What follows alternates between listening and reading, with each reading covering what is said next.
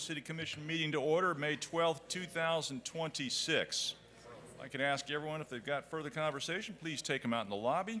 Also at this time, if you could please silence your cell phones or put them on vibrate during the meeting, that would be great so we don't get disturbed during the meeting by a telephone call. Thank you for that. Let's go ahead and call the roll. Commissioner Fezzik.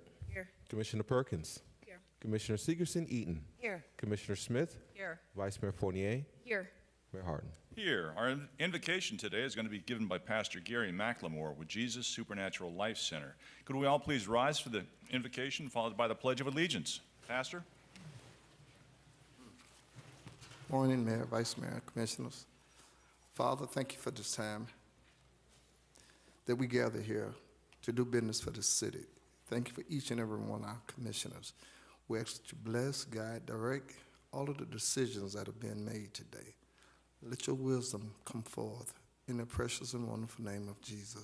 We thank you for all of the citizens of this city. We give praise and honor to you in Jesus' majestic name. Amen. Amen. Amen.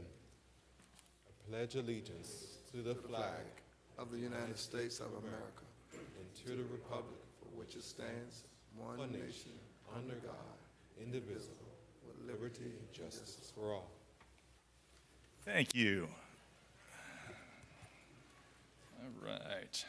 Can I get a motion approving the City Commission Budget Workshop minutes of April 14th, 2026? So moved. Second. Moved and seconded. All in favor say aye. Aye. Opposed? Motion carries unanimous. Thank you.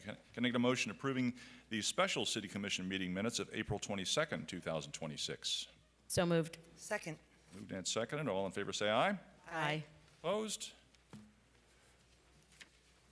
Goes unanimous. Thank you. Can I get a final regular City Commission meeting minutes of April 28th, 2026?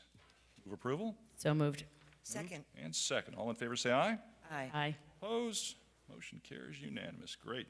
Mr. Harrison, any changes to our agenda today? No, sir. Very good. Can I get a motion approving the agenda as printed? So moved. Second. Moved and second. All in favor say aye. Aye. Aye. Opposed? Motion carries unanimous. Thank you. On our consent agenda this afternoon, we'll be pulling item number 1 for individual discussion. So 1 will be pulled, but items 2, 3, and 4 are eligible for discussion during audience to be heard if anyone chooses to address those items. Very good.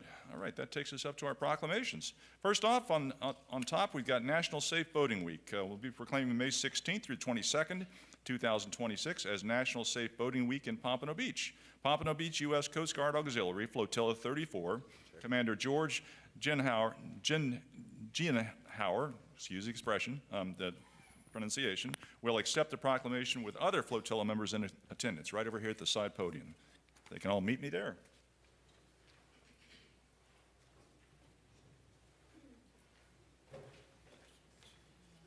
Good deal. Hello, sir. Good seeing you guys. Great. Thank you for your service, all of you. Let's see. Yeah, this is the one. All right, yeah, right over in this area. That'll be great. Thank you.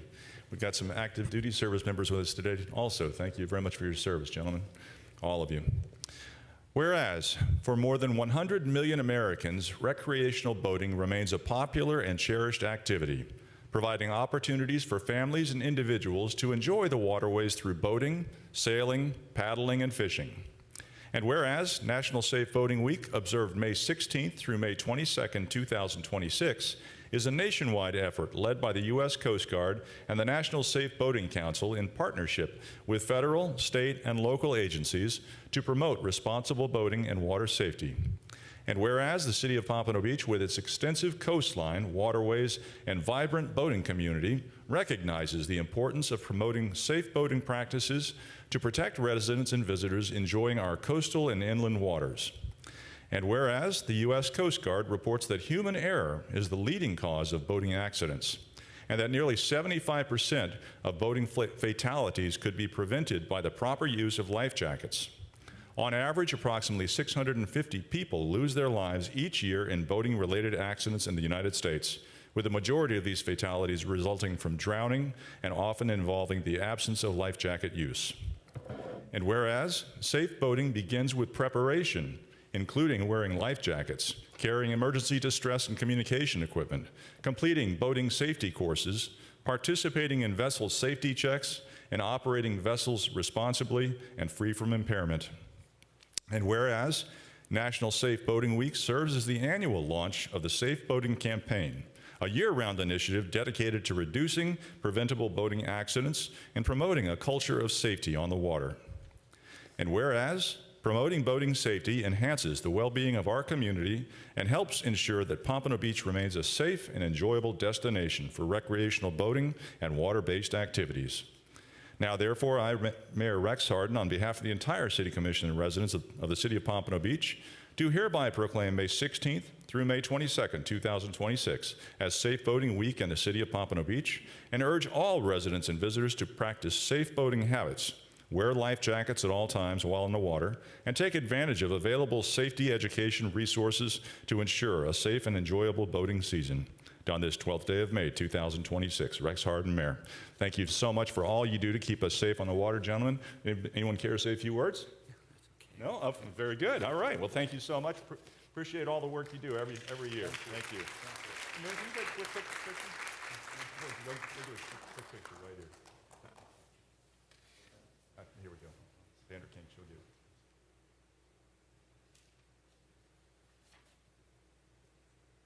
Thank you. Thank you, gentlemen. I appreciate it. Thank you so much for your service. Appreciate it. Appreciate it. Thanks, sir.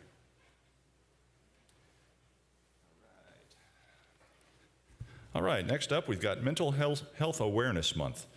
Let's see. We've got Judy Abello from the National Alliance on Mental Illness, Broward County Advocacy Group. Very good. Thank you so much for being here. Let's see. Oh, good. Let's see. No, that's not it. Let's make sure we got the right one. Here we go. Thank you for being here. Thank you. All right. Whereas the mission of the National Alliance on Mental Illness of Broward, NAMI Broward, is to enhance awareness and provide programs in Broward County that support a world-class system for the treatment and recovery of individuals facing mental health challenges. NAMI Broward delivers support, education, and advocacy to nurture better understanding, coping strategies, and positive outcomes for people and their families navigating the complexities of mental health. And whereas mental health conditions are treatable health concerns that are widespread and manageable, and whereas comprehensive health care encompasses mental health care, which must be accessible to all individuals irrespective of race, gender, age, sexual orientation, socioeconomic status, values, and cultural beliefs. It is vital that these factors are integrated into treatment, allowing the community to become a bastion of support. And whereas the breadth of the mental health crisis affecting both children and adults is profound. 1 in 5 adults will encounter a mental health challenge in any given year. Half of all mental health conditions begin by age 14. And 75% by 24 years old. Prompt intervention leads to more favorable outcomes. And whereas half of the children and adults living with mental health challenges never receive transformative treatment due to barriers to care and stigma. The resilience and recovery journey of individuals diagnosed with a mental health condition should be celebrated rather than stigmatized. And whereas mental health challenges are not criminal issues, nonetheless, individuals with mental health diagnoses are disproportionately represented in jails and prisons.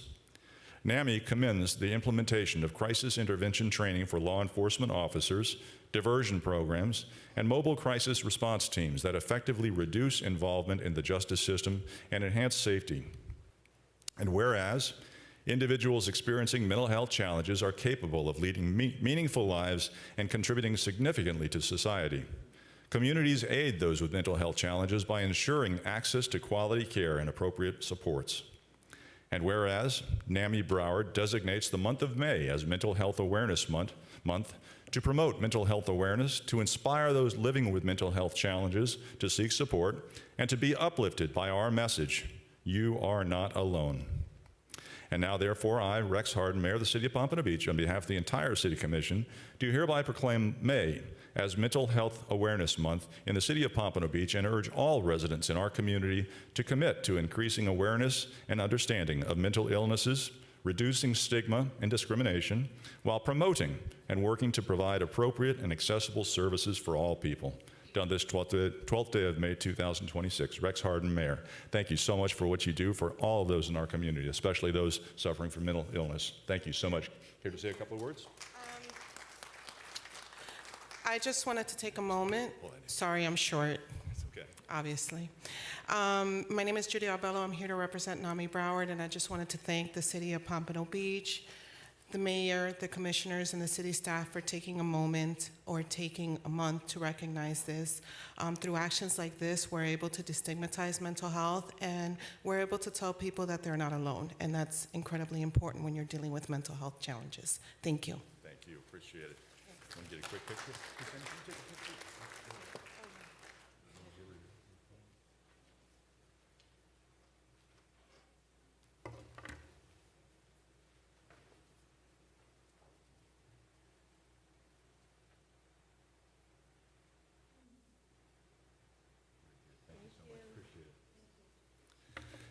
All right, moving along.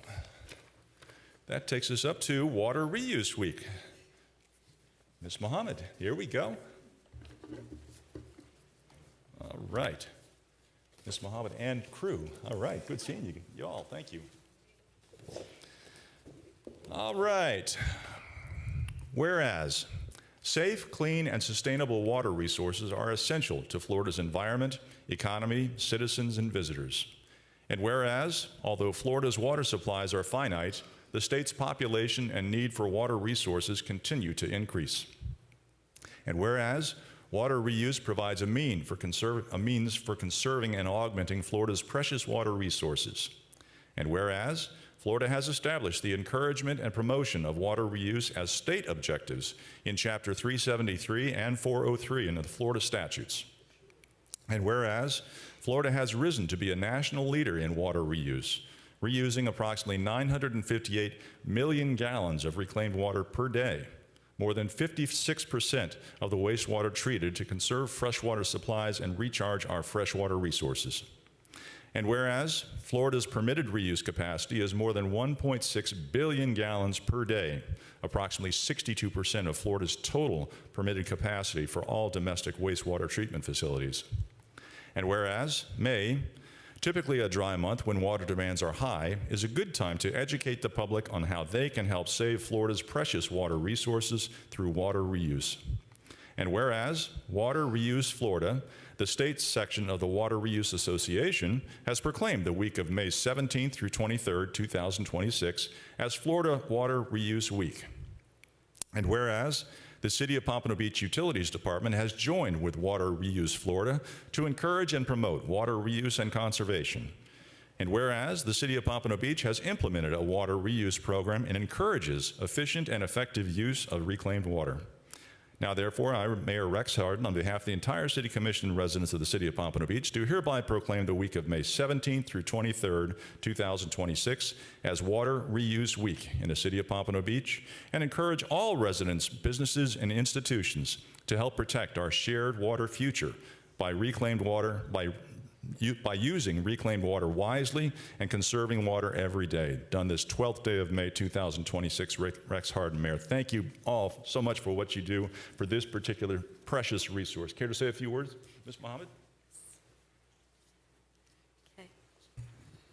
With me today is the Treatment Plant Superintendent, Phil Heyer, and Field Superintendent, Nathaniel Watson. On behalf of the City of Pompano Beach Utilities Department, we would like to thank the Mayor, Vice Mayor, and Commission for recognizing Water Reuse Week and the city's long-standing commitment to sustainability and water conservation. The city's reuse program, known as OASIS, our Alternative Supply Irrigation System, was initiated back in 1989 to help protect the Biscayne Aquifer and the city's eastern well field from saltwater intrusion while conserving potable water supply. The reused water produced by the OASIS program meets all state and federal regulatory requirements and is primarily used for irrigation of the city's golf course, community parks, traffic medians, and more than 1,600 residential reuse customers, both in Pompano Beach and Lighthouse Point. This year, the Utilities Department also completed the Harbor Village Reuse Expansion Project, providing reuse access to more than 500 additional customers. Every gallon of reused water for irrigation saves 1 gallon of drinking water, helping preserve our potable water resources for future generations while reducing stress on the Biscayne aquifer, as South Florida continues to face population growth and climate change challenges. We are proud to continue leading by example in water conservation, sustainability, and environmental stewardship. Thank you very much. Thank you very much. Appreciate that. And I can tell you on behalf of the entire City Commission, if you could wave your magic wand and figure out how to get more money to put the purple pipes in throughout this city, you would have a lot more customers, because I think every district would love to have reuse in their area. So thank you so much for what you do, and keep up the good work. Great job. Thank you. Let's see.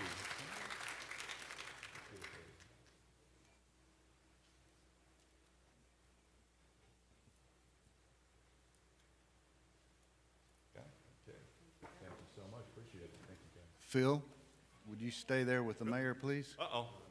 What'd you do? What'd you do? So I want everybody to give a big round of applause to Mr. Phil Heyer here. He is retiring after 41 years. Wow. Good job. Thank you so much. Sandra, will you get a picture? Let's get Get a picture, please. Get on the ball here. Come Sandra. on now. The old timer. Thank you for what you've been doing for 41 years. We're losing too much institutional knowledge. All right. That wraps that up.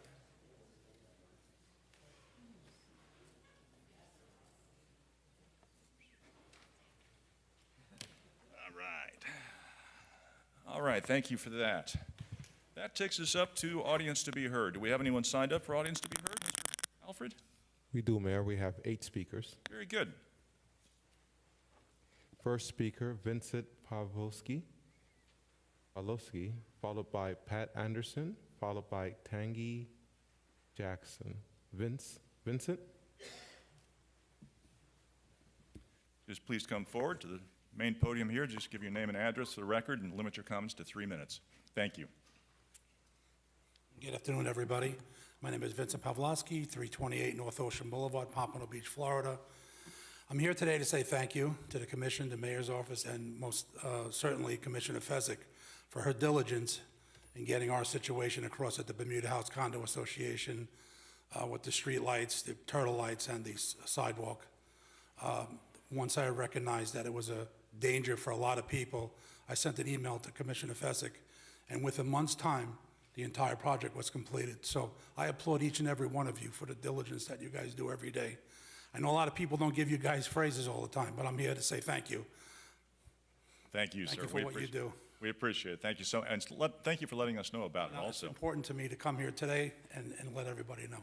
Thank you. Mayor. Commissioner Fezzik? Thank you so, first of all, thank you so much for coming out, appreciate it.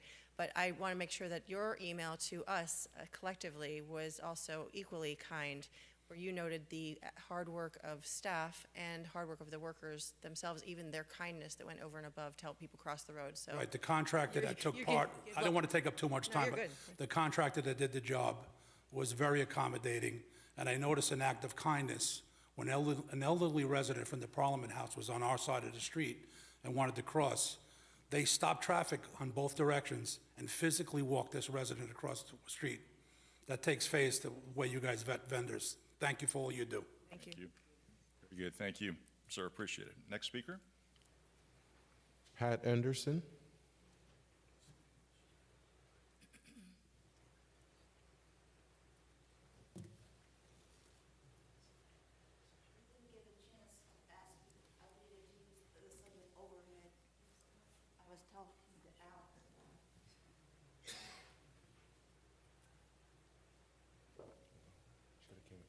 I wanted to, It's okay. Well, you can just give your comments.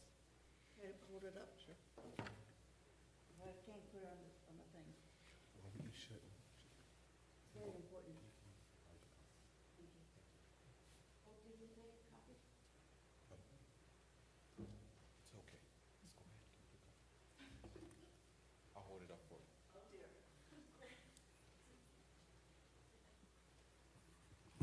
I'm sorry.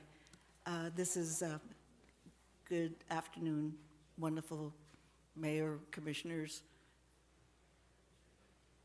Lyon. I'm Pat Anderson Wetstein. I'm married, got married in 2024. This is a painting I did. I didn't realize what this day was going to be like. But this is my house here that is part of 24th Street that makes a dip, goes over Grand Canal and out. This whole strip is 24th Street. Everything to the north is Lighthouse Point. Everything to the south is Pompano Beach, including Sailfish Canal. There are 51 millionaires on my canal. I'm only 825. So this is the Pink Church. And there was a smash here, and no one's talking about it. It's like a big onion with a lot of bad layers. And I couldn't believe when I came into here, I was a little early, because I knew I didn't have time to make my computers work right to get the copy that you're supposed to write. So anyway, I had this, and I couldn't believe it was already in the hallway. Zip codes and house numbers have been tampered with on Broward County property appraisers. And for 4 years, we 50 people have gone to Value Adjustment Board, and they bury it. And Mark Berman gaslights me. And Fournier and Perkins and Fessick, you gals deserve a gold star because of this permitting changes on the tampering of records. The Value Adjustment Board does not get it right. Finally, we had permit number 14 that was given to me, and I have copies in a big envelope. In fact, I have a whole big pink, because of the Pink Church got damaged, and there's no records of it. Mario did not inspect, and I said to him the other day before the big meeting, I had a cold, so I didn't stay, but I said, Mario, why didn't you make inspections on this? And he said, I wasn't told to. I said, what do you mean you weren't told to? He said, no, I was told that I was to leave it to John, the engineer, Strafos. And that's what you gotta be careful of, okay? I love you all, and this is gonna become a very big trial, federal, because they sold it to a Canadian. Very good. Thank you, Ms. Anderson. Yeah, okay. Anyway, this is what it looks like. Very good. Thank you, Ms. Anderson. Appreciate it. It's all about voting and redistricting. All right. Have a great day. Okay, so here I am. Okay. Thank you. Next speaker? Tangi Jackson, followed by Minnie Frazier, followed by Frazier. Sorry about that. Good afternoon.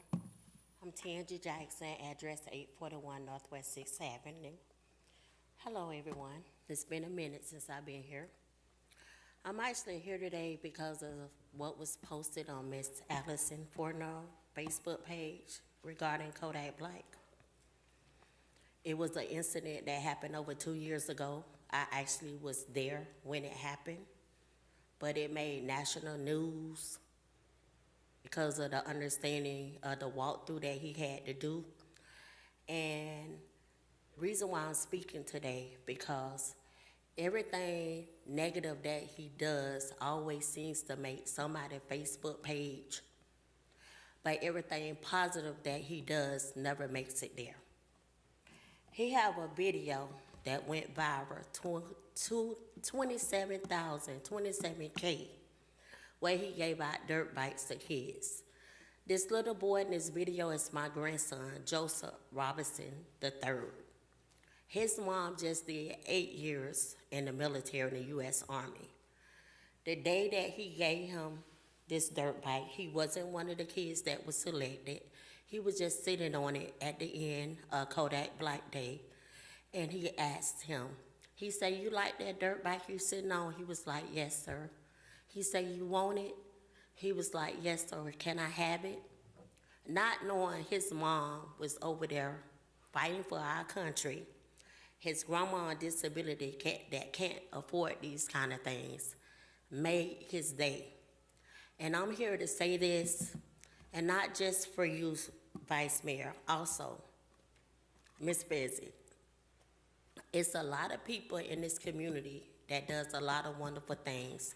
And also, thank you for awarding Miss Sharon Stone Walker and Miss Serica Peterson. That was long overdue. When I say long overdue, long overdue. They have paid these payments, the payment in Pompano with so many years with no recognition. But if you can't build somebody up, don't tear them down. Even kids look at social media. And even though it was taken down, it was something that my dad always told us, if you can't build somebody up, don't tear them down. And being a leader in this community, we look up to everybody that's on this podium. And I didn't feel like it just was a good look, because it was something that had happened over 2 years ago, but made national news all over again. Ever since y'all awarded him, he's like changed, but you're not in our community with him, so you can't see that hands-on. So I would ask that you take the time and walk the streets with them before you tear them down again. Thank you. Thank you, ma'am. Next speaker.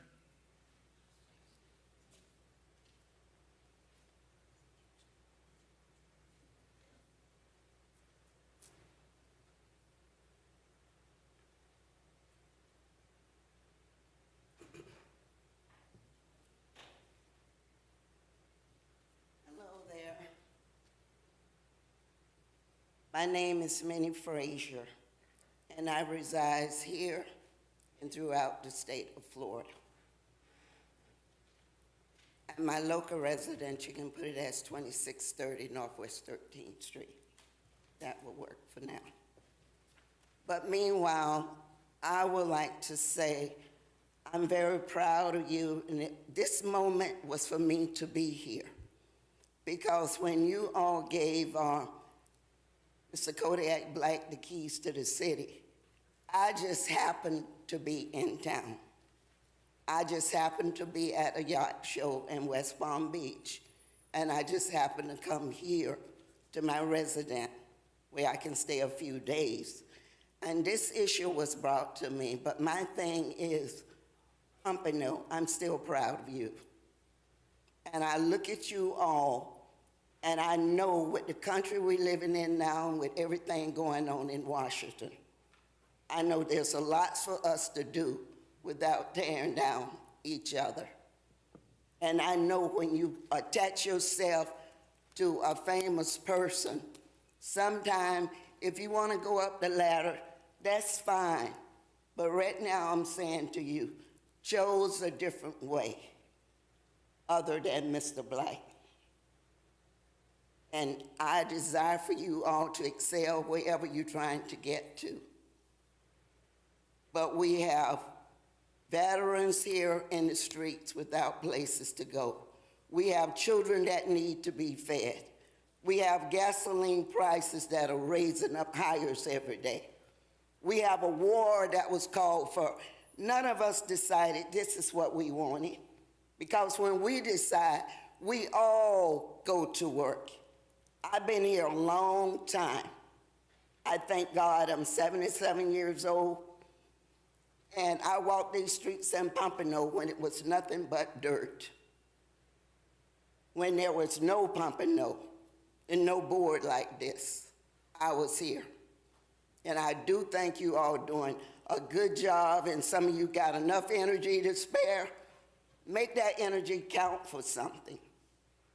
And now we got too many children.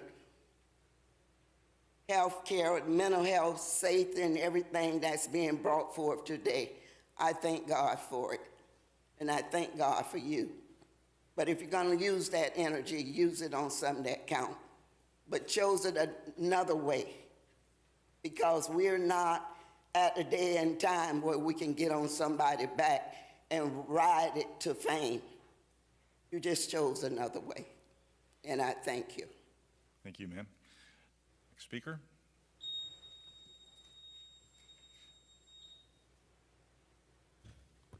Wheeler Foster, followed by Delvin King, followed by Jocelyn Jackson.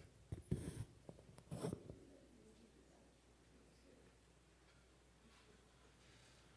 y'all hear my sister? I have a key to the city.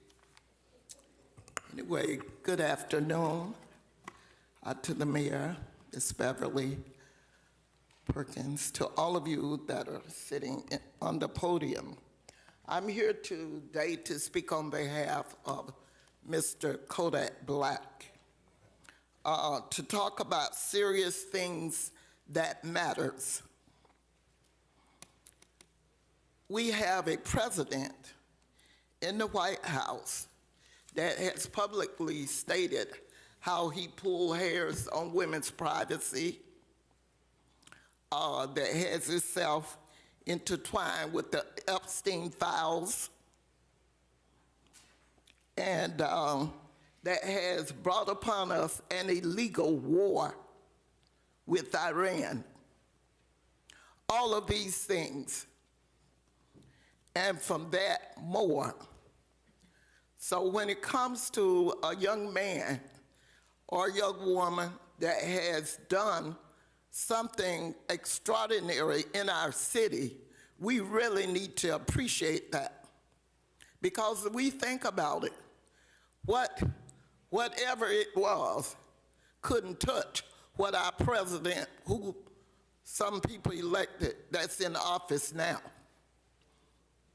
We should, if we're gonna choose an office, we should realize that people are gonna follow us. Who wants to follow this type of leadership? So I'm saying to you all, I don't know a whole lot about Kodak, but Kodak lived where I lived, Golden Acres, for many of years. I was there when they had outside toilets. So when he can come and rise, he's a young man, he could have been my grandson, to the occasion of helping poor people. Think about it. How many of you all with money to spare came out of your pocket and did this, that, and other for somebody that was in need, even if it was a family member? Think about it. When you're going to say something negative, have I covered all, all the pages? Have I looked up this and looked up that? It's kind of embarrassing when it comes from your leadership to have something like this happen. And, this person should really be quiet. I mean, when you think about it, how in the world did we get a president in office with the behavior that he has? And yet we can look at somebody's child, some small person, and say what kind of behavior they have. I say let's think about it. God bless you. God bless. Thank you. Next speaker.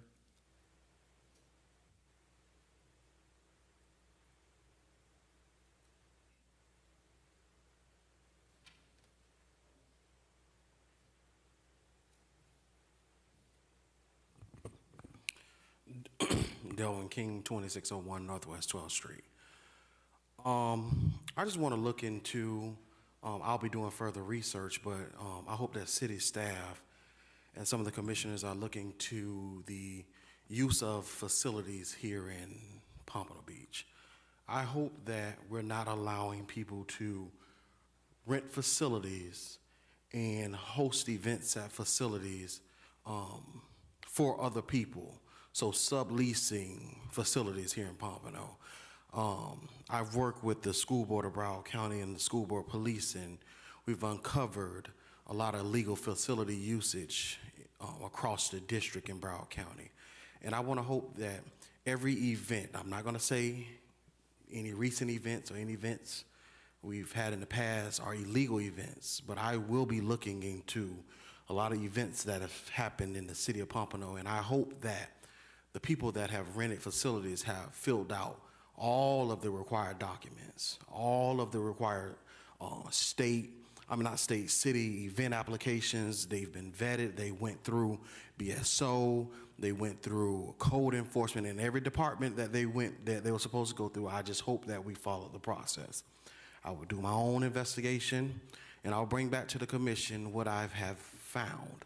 Now, just to comment on the Kodak Black situation, I understand that there was some type of post. I didn't see it, and whatever it was nationwide. He went wide about the walkthrough that he had to do. So I hope that with this city commission, I know he got the keys to the city. So I hope that any person that has the keys to the city, we bring it back to the commission and update the city on recent arrests and everything, because when it came down to me, my recent arrests, my background was shared amongst everyone, and we didn't have a discussion like this. So we need to move forward from whatever this discussion that we're having. He got arrested. It is what it is. Everybody's free to comment and say what they want to say about whatever they want to say. Because if I had a chance, I probably would have said something derogatory, but I didn't get a chance to. But anywho, that's not here nor there. Let's move past this Kodak Black. He does great things in the community. Let's move forward. Let's not make this a show. Let's not put on just because it's election time. Let's move forward. Vice Mayor Fournier, you're doing a great job. I follow you on social media. Keep it moving. Thank you so much. Very good. Next. Joanne? Joanne, are you still here? Joan? Sorry. Joan, yes. I'm not Joanne, I'm Joan. I apologize. I'm sorry.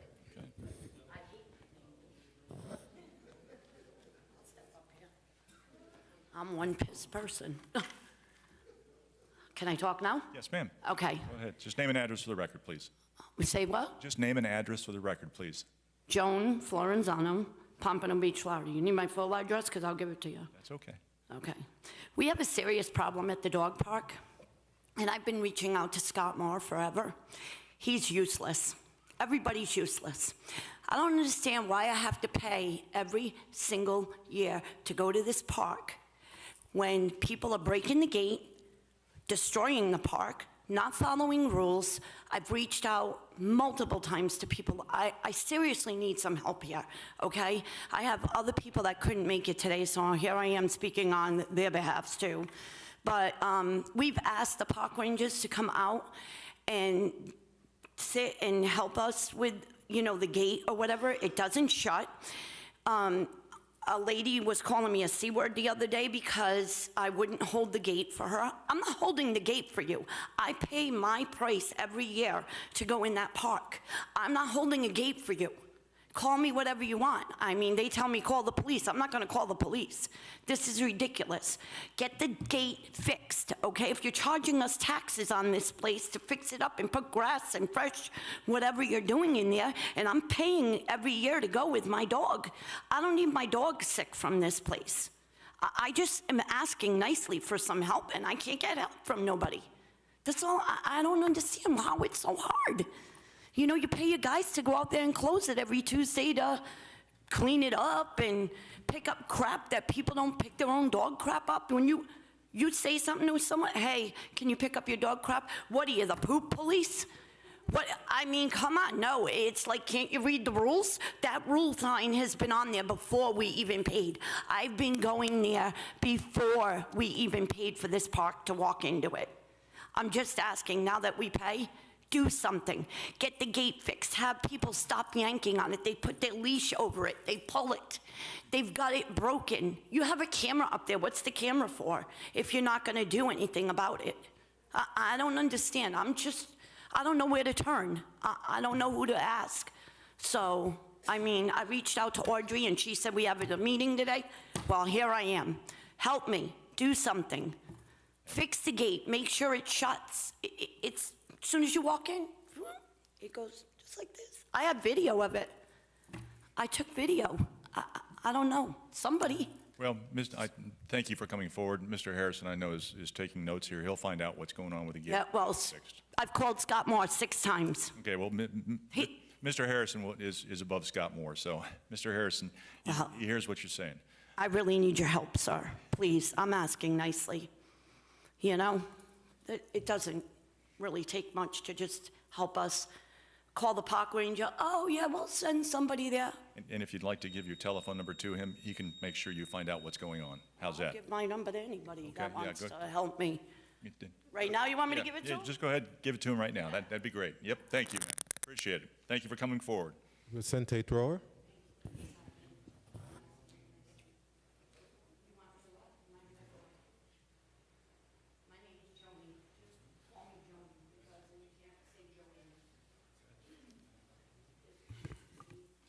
Vicente Thrower, Pompano Beach.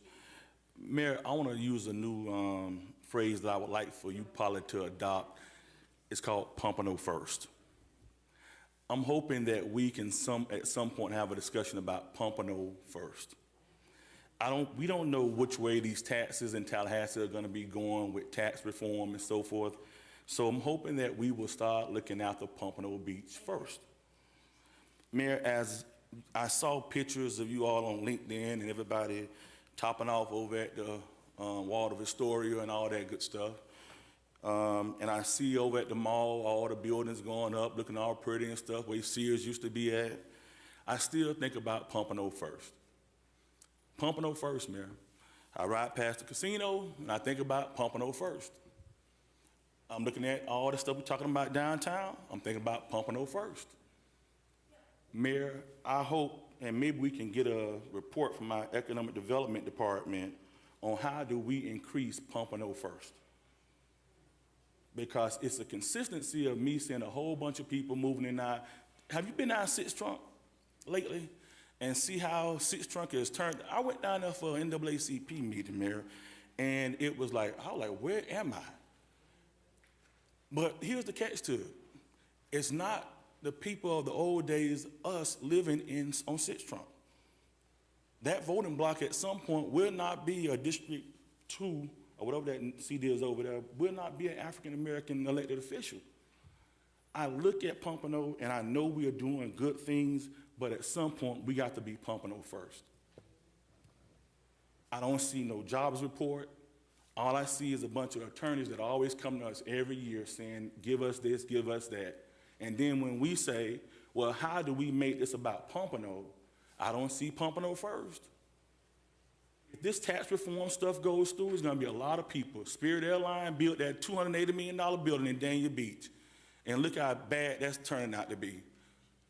Building that look, well, it looks a beautiful building. I'm gonna say beautiful ass building, but beautiful building. But Mayor, Dania is looking and saying, what did we let happen here? So Mayor, I'm asking this body that when people keep asking of us, let's ask of them Pompano first. Because I'm really concerned about Pompano. And we will continue to say Pompano first. Thank you. Thank you. Appreciate that. Next speaker. Jocelyn Jackson.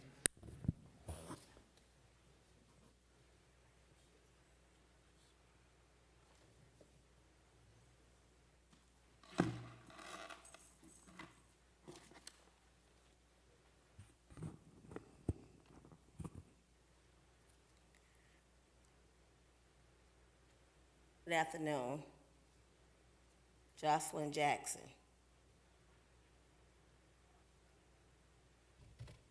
Kirby, take it back. No, once you start. Time. Okay. All right. We gathered today because something deeply troubling has taken place. Something that strikes the heart of a respect, integrity, and the way our leaders speak about the very people they claim to serve. Kodak Black, a trailblazer in our community. Someone who has invested time, resources, and heart into uplifting all nationalities, has been publicly discredited by our own Vice Mayor, Allison Fournier. This is not just a disagreement. This is not just politics. This is a pattern of talking down to the Black community while benefiting from his tax dollars. Kodak Black has gave back, created opportunities, and standing with the community long before it was political convenient. That is what leadership looks like. That is what commitment looks like. So when someone in power chooses to discredit that work, we must call it out, not out of anger, but out of responsibility, because leadership without accountability becomes entitlement, and entitlement has no place in public service. Let's be clear, our vice mayor received undisclosed millions through a lawsuit, then turns around and purchased property on the east side of the tracks. If you truly cared, you wouldn't tear down the people building what you never bothered to fix. If you truly cared, you wouldn't speak about the Black community like it's a burden. You would speak to us like we matter. How can you claim to care about residents when you had the opportunity to assist with the slum, blighted, and deplorable neighborhoods, and you look away? Not Hey, don't personal interrupt life. me. You're gonna put my time back. I'm being interrupted. I got freedom of speech. Didn't y'all just say that at the last meeting? Run it back, please. Please, Kirby. Run it back. Mayor, can we get clarity on that? He's interrupting me. I ain't speaking. Okay, suspend that. Commissioner Audrey Fezzik say everybody got Miss freedom of Jackson, speech. Miss Jackson, I'm going to interrupt you right there. Suspend the time. Miss Lyons, the Vice Mayor has a question. Thank you. Are personal attacks and made-up things about my personal life supposed to be a part of audience to be heard per our rules?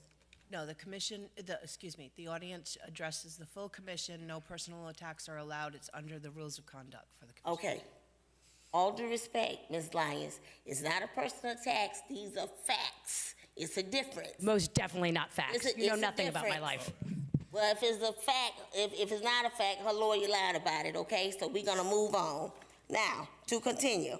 How can you keep it claim generic. to care about residents when you had the opportunity to assist with the slum, blight, and the deplorable neighborhoods, and you looked away?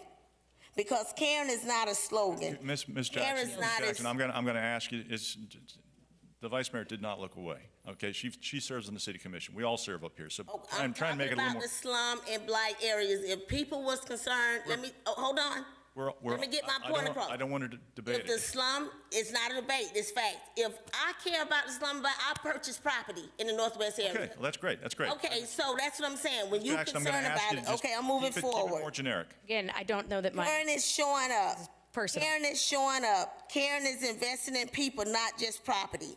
Karen is lifting up voices and not tearing down the ones doing the work.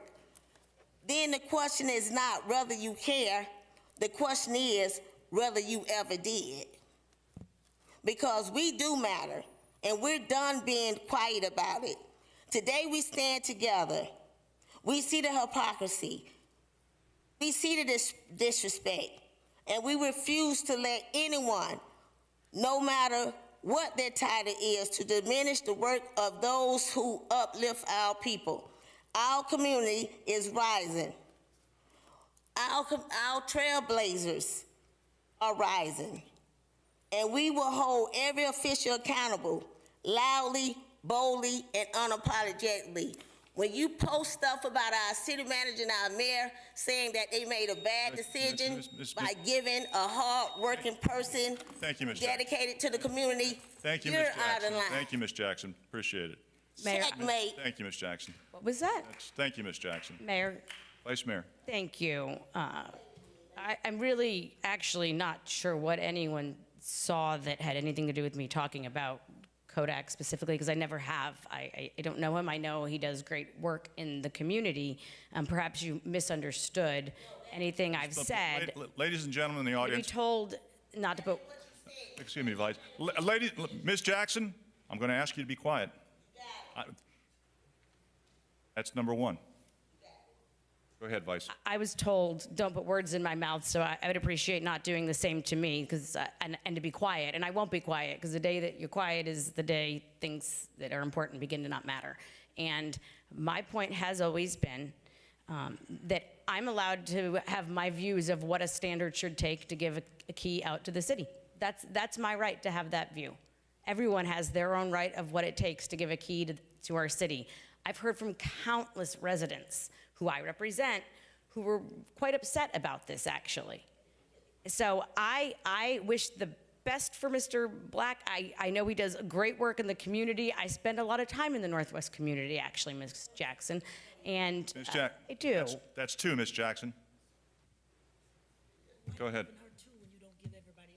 Thank you, Commissioner. For me, the bar would be higher, and I might have different standards for what it takes to give out a key to the city. And I do believe that, and my post had to do with the people who gave out the key to the city without voting on it, coming up with a process, an application, anything, just unilaterally deciding to give this out without the consulting the rest of this board. And that was the point of my post. It had absolutely nothing to do with Mr. Black. Hopefully he is not in trouble and does not need help. If he does, I hope he gets it.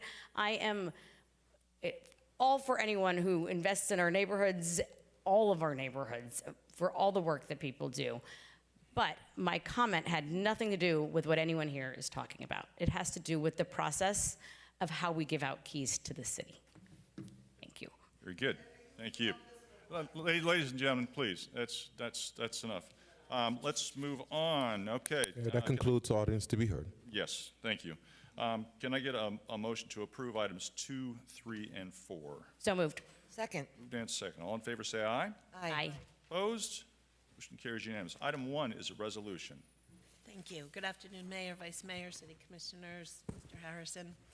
A resolution of the City Commission of the City of Pompano Beach, Florida, approving and authorizing the proper city officials to execute an appropriations contract between the City of Pompano Beach and the Broward County Sheriff's Office to support the summer camp program in preventing youth violence, gang participation, anti-bullying, and other pro-social youth development services, providing an effective date. So moved. Second. Moved and second for discussion. This item was pulled by Commissioner Perkins. Commissioner? Yes, thank you, Mayor. I do support this summer camp. I just need you to explain to me about the 23,000. Is that coming out of the city's budget? Yes, ma'am. Joshua Waters, the city's budget director. Yes, ma'am, that's coming out of the city's budget. We have budgeted historically for this program every year in a non-departmental account specifically for the Broward Sheriff's Office Summer Grant Program. This year for 26, the amount is $23,000. The same amount was provided in FY25. In FY23 and 24 was a little bit less at $20,000. Right. I do know that this is a Pompano project. Are we also paying for the SROs? Is BSO paying for anything? So the SRO contract is handled through the SRO payments are handled through our BSO contract. So yes, we do pay for 16, the city's payment to BSO for police services includes payment for 16 SROs and 1 SRO supervisor. Okay, great. That's what I need to know. Thank you. Very good. This is a public hearing. Is there any input from the public on this item? Seeing none, public input closed. Commission discussion, questions, concerns. Seeing none, let's go ahead and call the roll. Commissioner Fezzik? Yes. Commissioner Perkins? Yes. Commissioner Sigerson-Eaton? Yes. Commissioner Smith? Yes. Vice Mayor Fournier? Yes. Mayor Harton? Yes, that takes us up to our regular agenda. Item number 5 is a resolution. A resolution of the City Commission of the City of Pompano Beach, Florida, establishing a policy directing the city manager and staff to reserve all remaining plots at the city's municipal cemetery for sale only to residents of the city, to restrict the number of plots sold to any person, and to establish a fee for transfer of cemetery plots, providing an effective date. So moved. Second. Moved and second for discussion. Good afternoon, Mr. McCon. Good afternoon, Mayor, Commission. Rob McCon, Public Works Director. Also, Mr. Terrence Nelson from Cemetery Manager is here also if you have questions. At our last meeting, we discussed about limiting the sales of plots at the municipal cemetery because we're running out. We have approximately 600 plots left between cremation and full burial. So I think it was pretty much unanimous among you that we need to limit it to residents. Then the question came up, because of a recent individual who purchased 32, should we maybe limit the number that we sell? So Terrence had done some research around the other municipal cemeteries. He found out that most did not limit the number, but 3, Boca Raton, Hollandale Beach, and Dania Beach did limit it to 2 per person. And we recommend, based on historical, that be what we make the policy. A limit of 2 plots per person. And further, we've been thinking about this for some time, that we do quite a bit of transfers between individuals. And those transfers must come to you for approval so we keep accountability of plots at the cemetery. So we're also recommending a $295 fee to transfer plots. And the transferee must be a Pompano resident. So those are our recommendations in this resolution. That concludes my comments, subject to your questions. Thank you. Very good. Thank you for that. This is a public hearing. Is there any input from the public on this item? Seeing none, public input closed. Commission discussion, questions, concerns. Mayor. Go ahead. Commissioner Perkins. Can you explain that to me again when you say transfer? If I own a plot, I want to sell the plot, you're going to charge me $200, is that what that is? Correct, Commissioner. So that's between you and that individual. We have no knowledge of that, but the city would charge a $295 fee for that transaction to cover the administrative cost. A lot of hands have to touch that to make it final for that transfer. Okay, so the gentleman that purchased the 32 or 33 plots, if he wants to transfer, he has to pay that 200 and, what is it, 90-some dollars? Correct, unless he transferred back to the city. We wouldn't charge him that transfer fee. Okay, great, thank you. Mayor, if I may? Ms. Lyons. I just want to also advise the commission that the city, already in the ordinance, the city does have the right of first refusal. So any transfers that take place at the municipal cemetery, the city is put on notice and we have the right of first refusal. Just want to let you know that. Good. Thank you for that. Further commission discussion? Seeing none, let's call the roll. Commissioner Fezzik? Yes. Commissioner Perkins? Yes. Commissioner Sigerson Eaton? Yes. Commissioner Smith? Yes. Vice Mayor Fournier? Yes. Mayor Harden? Yes. All right. Additional audience to be heard? No, Mayor. All right. Our next scheduled meeting will be May 26, 2026 at 6 p.m. That's a regular City Commission meeting, followed by June 9th, 2026 at 1 p.m., another regular City Commission meeting.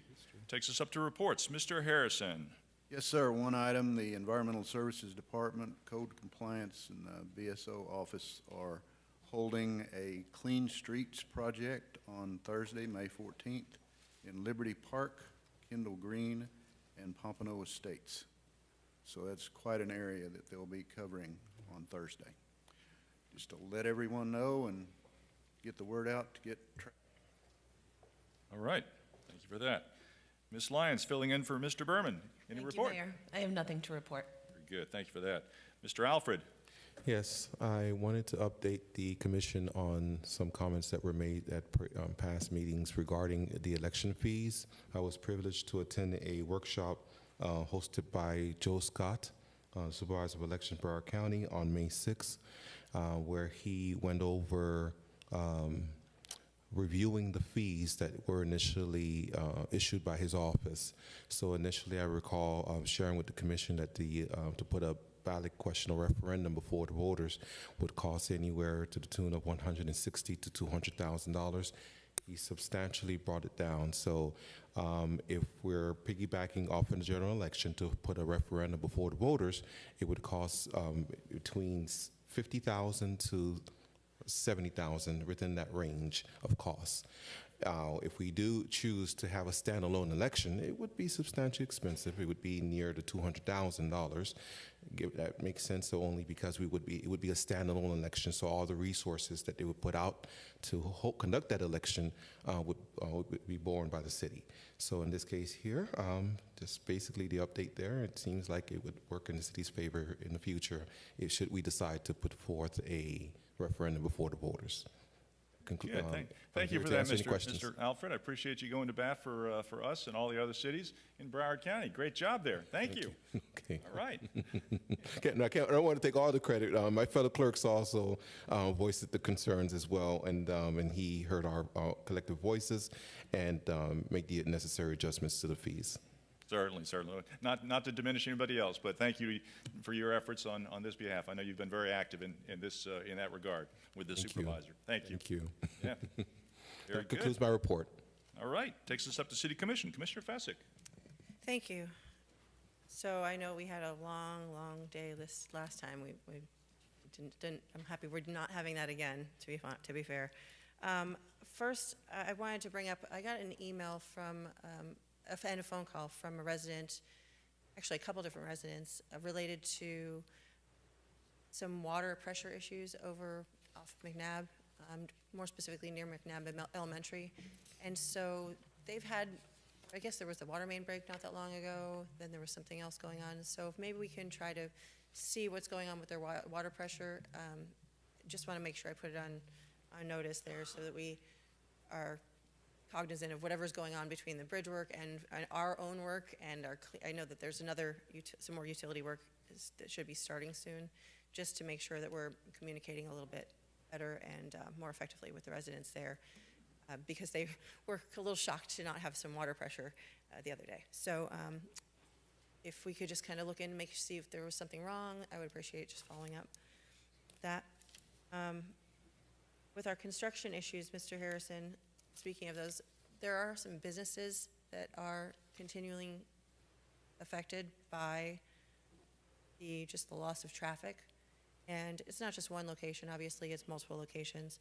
I'm just wondering if I know we have so many other programs within the city, and I would be interested to find out, I know I've sent the email, but I haven't heard anything back yet, and meanwhile, these residents are continuing to contact me, and these business owners are continuing to contact me, so would like to have some clarification on when we can expect some sort of answer about potentially what we may or may not be able to do, even if it's as simple as try to, make sure we give them more social media shares, or try to really do a collab, just some sort of just goodwill effort to try to raise awareness about where they are and what their businesses, are doing, and a little something fun, I guess, through the construction project, but to try to help them keep their business going while they're putting up with some of what we're doing with the redevelopment area. If you would be so kind as to tell me businesses, we're aware of one, and we have a meeting with that one business this week. But if you have others, please let us know those and what the circumstances are, and we'd be glad to follow up. Perfect, thank you. Okay.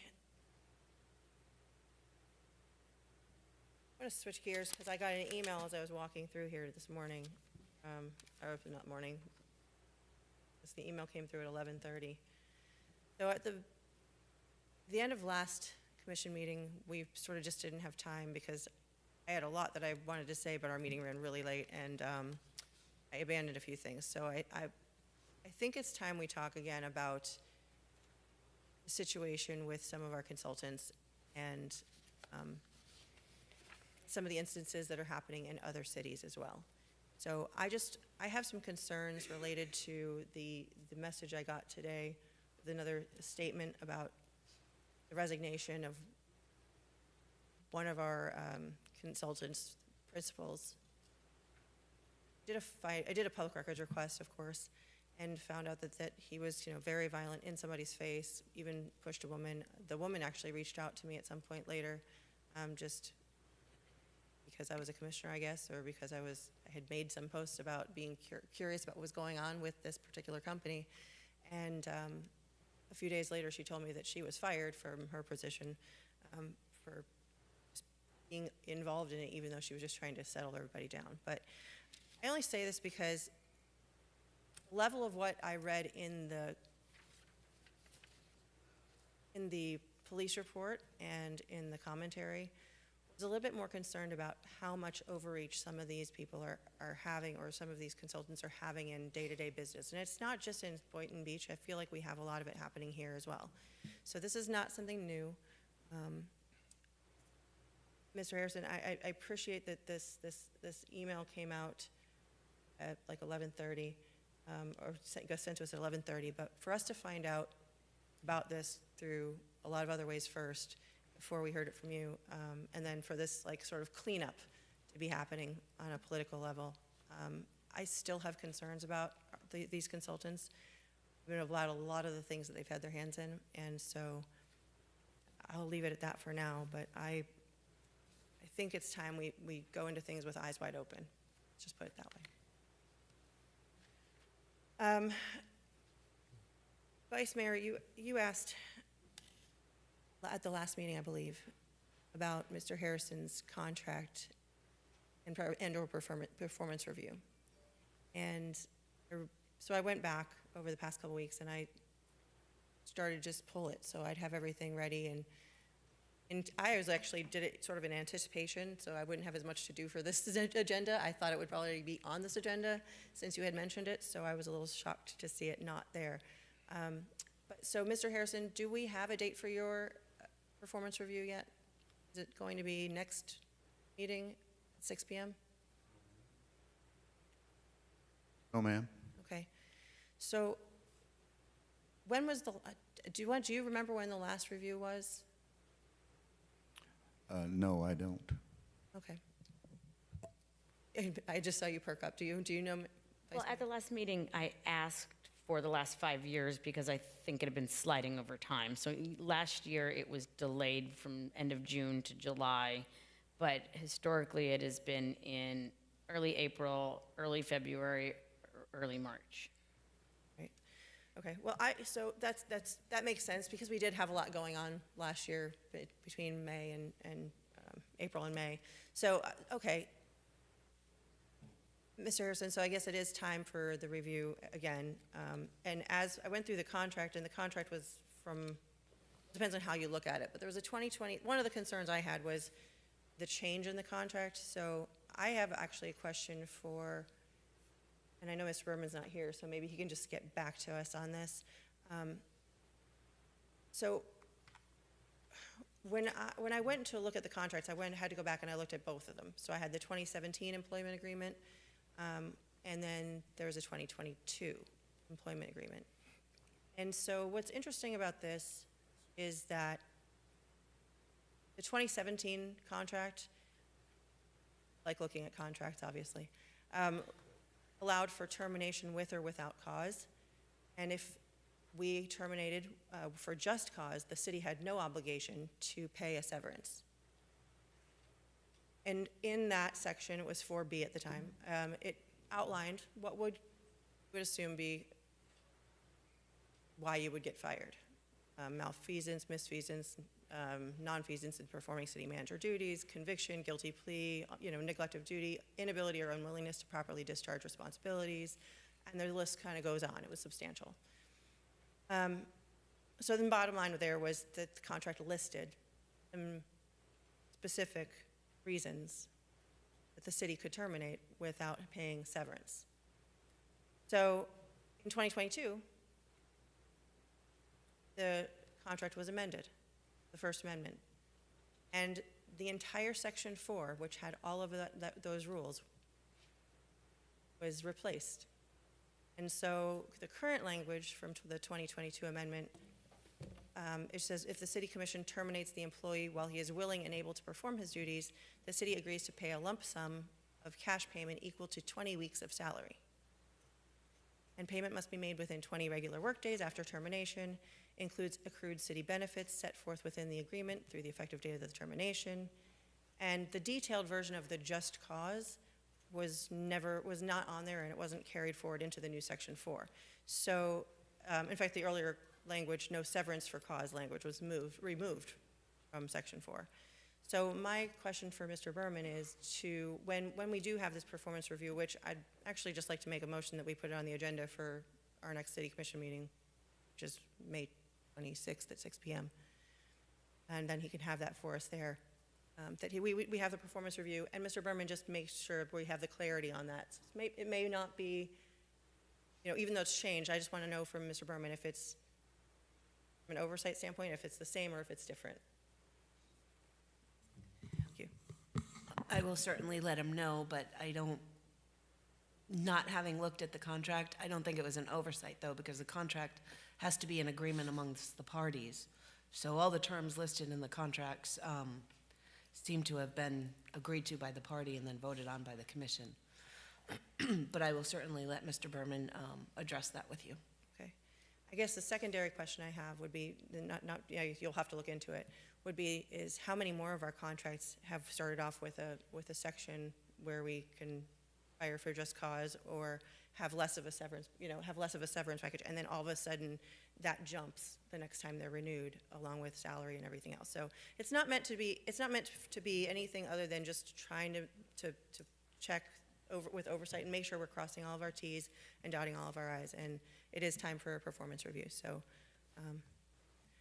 the motion would just be to see if we can have I'd make a motion to have Mr. Harrison's performance review and Mr. Berman's answer to that for us by next commission meeting, Tuesday the 26th. So there's a motion on the floor to put the city manager's performance review and also mandate that the city attorney have some response Just have to him your provide, question. yes, just as it would be on the agenda item, he would just provide a clarity on that simple contract issue in writing. Thank you. You got that, Kervin? I'll get it. Yes. Okay. You can go through the recording. Okay. So there's a motion on the floor. Is there a second? Second. Moved and seconded to have the city manager's performance review on the next commission agenda and mandate that Mr. Berman have a response to her questions. Moved and seconded. Discussion on the motion. Vice Mayor. So I had also asked this at the last meeting, and I have an email from Ms. Sinego that says it is marked for June 9th because the city manager is out during the May Day meeting on vacation.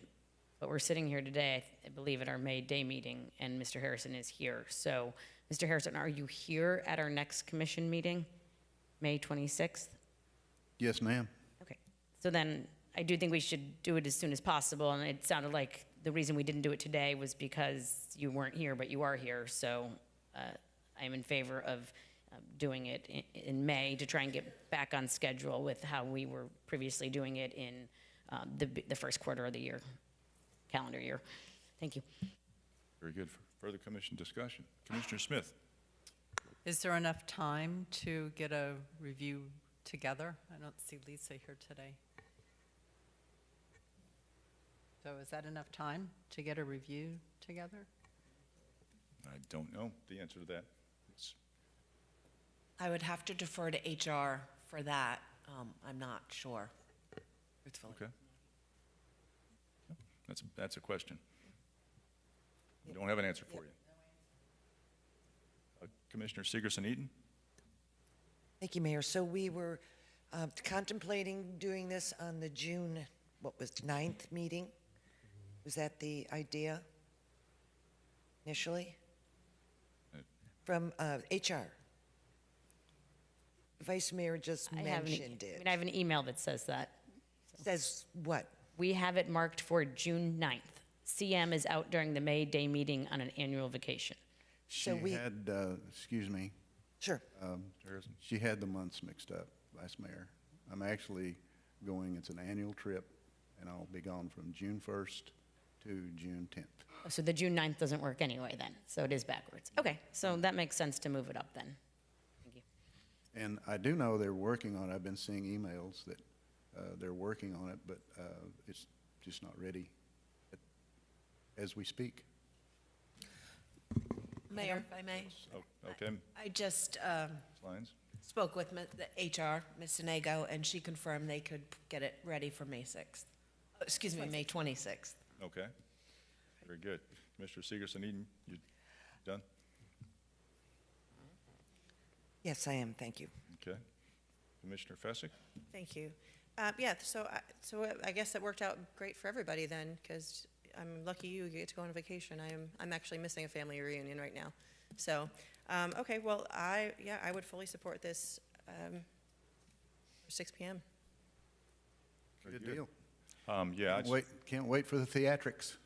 Well, honestly, I'm not going to support this. I give Mr. Harrison a review just about every time I talk with him, and that's as we all should. Well, the contract states that it's an annual review, so it should be on an annual basis. So it's not about theatrics or personality. It's just a review. It's the performance review. It's time for it. Well, I give it to him more often than that. Thank you. Yep. Very good. Vice Mayor. So just to clarify, Mayor, are you saying that you don't believe that we need an annual performance review for the city manager? We don't need that level of oversight? And I didn't say that, Vice. okay, well, you said you do it every time, but you're not supporting this, but then the June 9th date doesn't work, so you're just supporting continuing to kick it down the road? I didn't say Some that. later date? Well, if you're not supporting this, you're not supporting it happening until June or July, it sounds like, if it happens. Thank you. Very good. Thank you, Vice. Appreciate you trying to read some tea leaves there. Further discussion? Clear. Seeing none, let's go ahead and call the roll. Commissioner Fezzik? Yes. Commissioner Perkins? Yes. Commissioner Sigerson-Eaton? No. Commissioner Smith? No. Vice Mayor Fournier? Yes. Mayor Harton? Nope. Commissioner Fezzik, you still Thank have the you. floor. So I'm just going to need a minute. Oh, I'm sorry. Guys,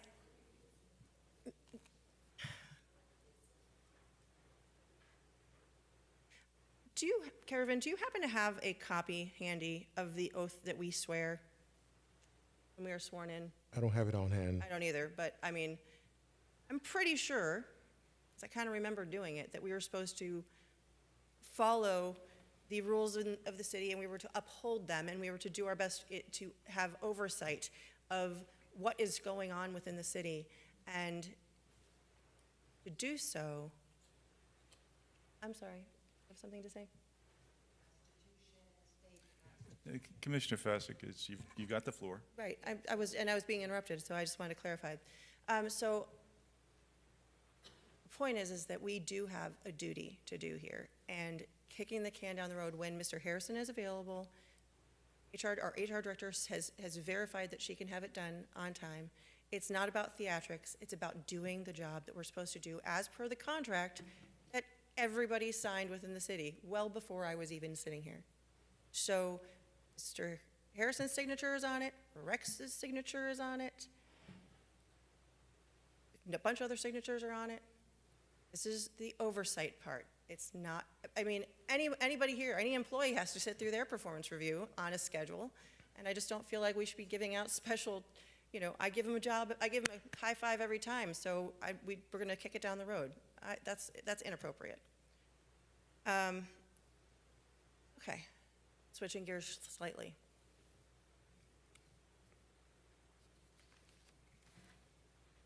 All of a sudden, I have a new friend sitting real close to me.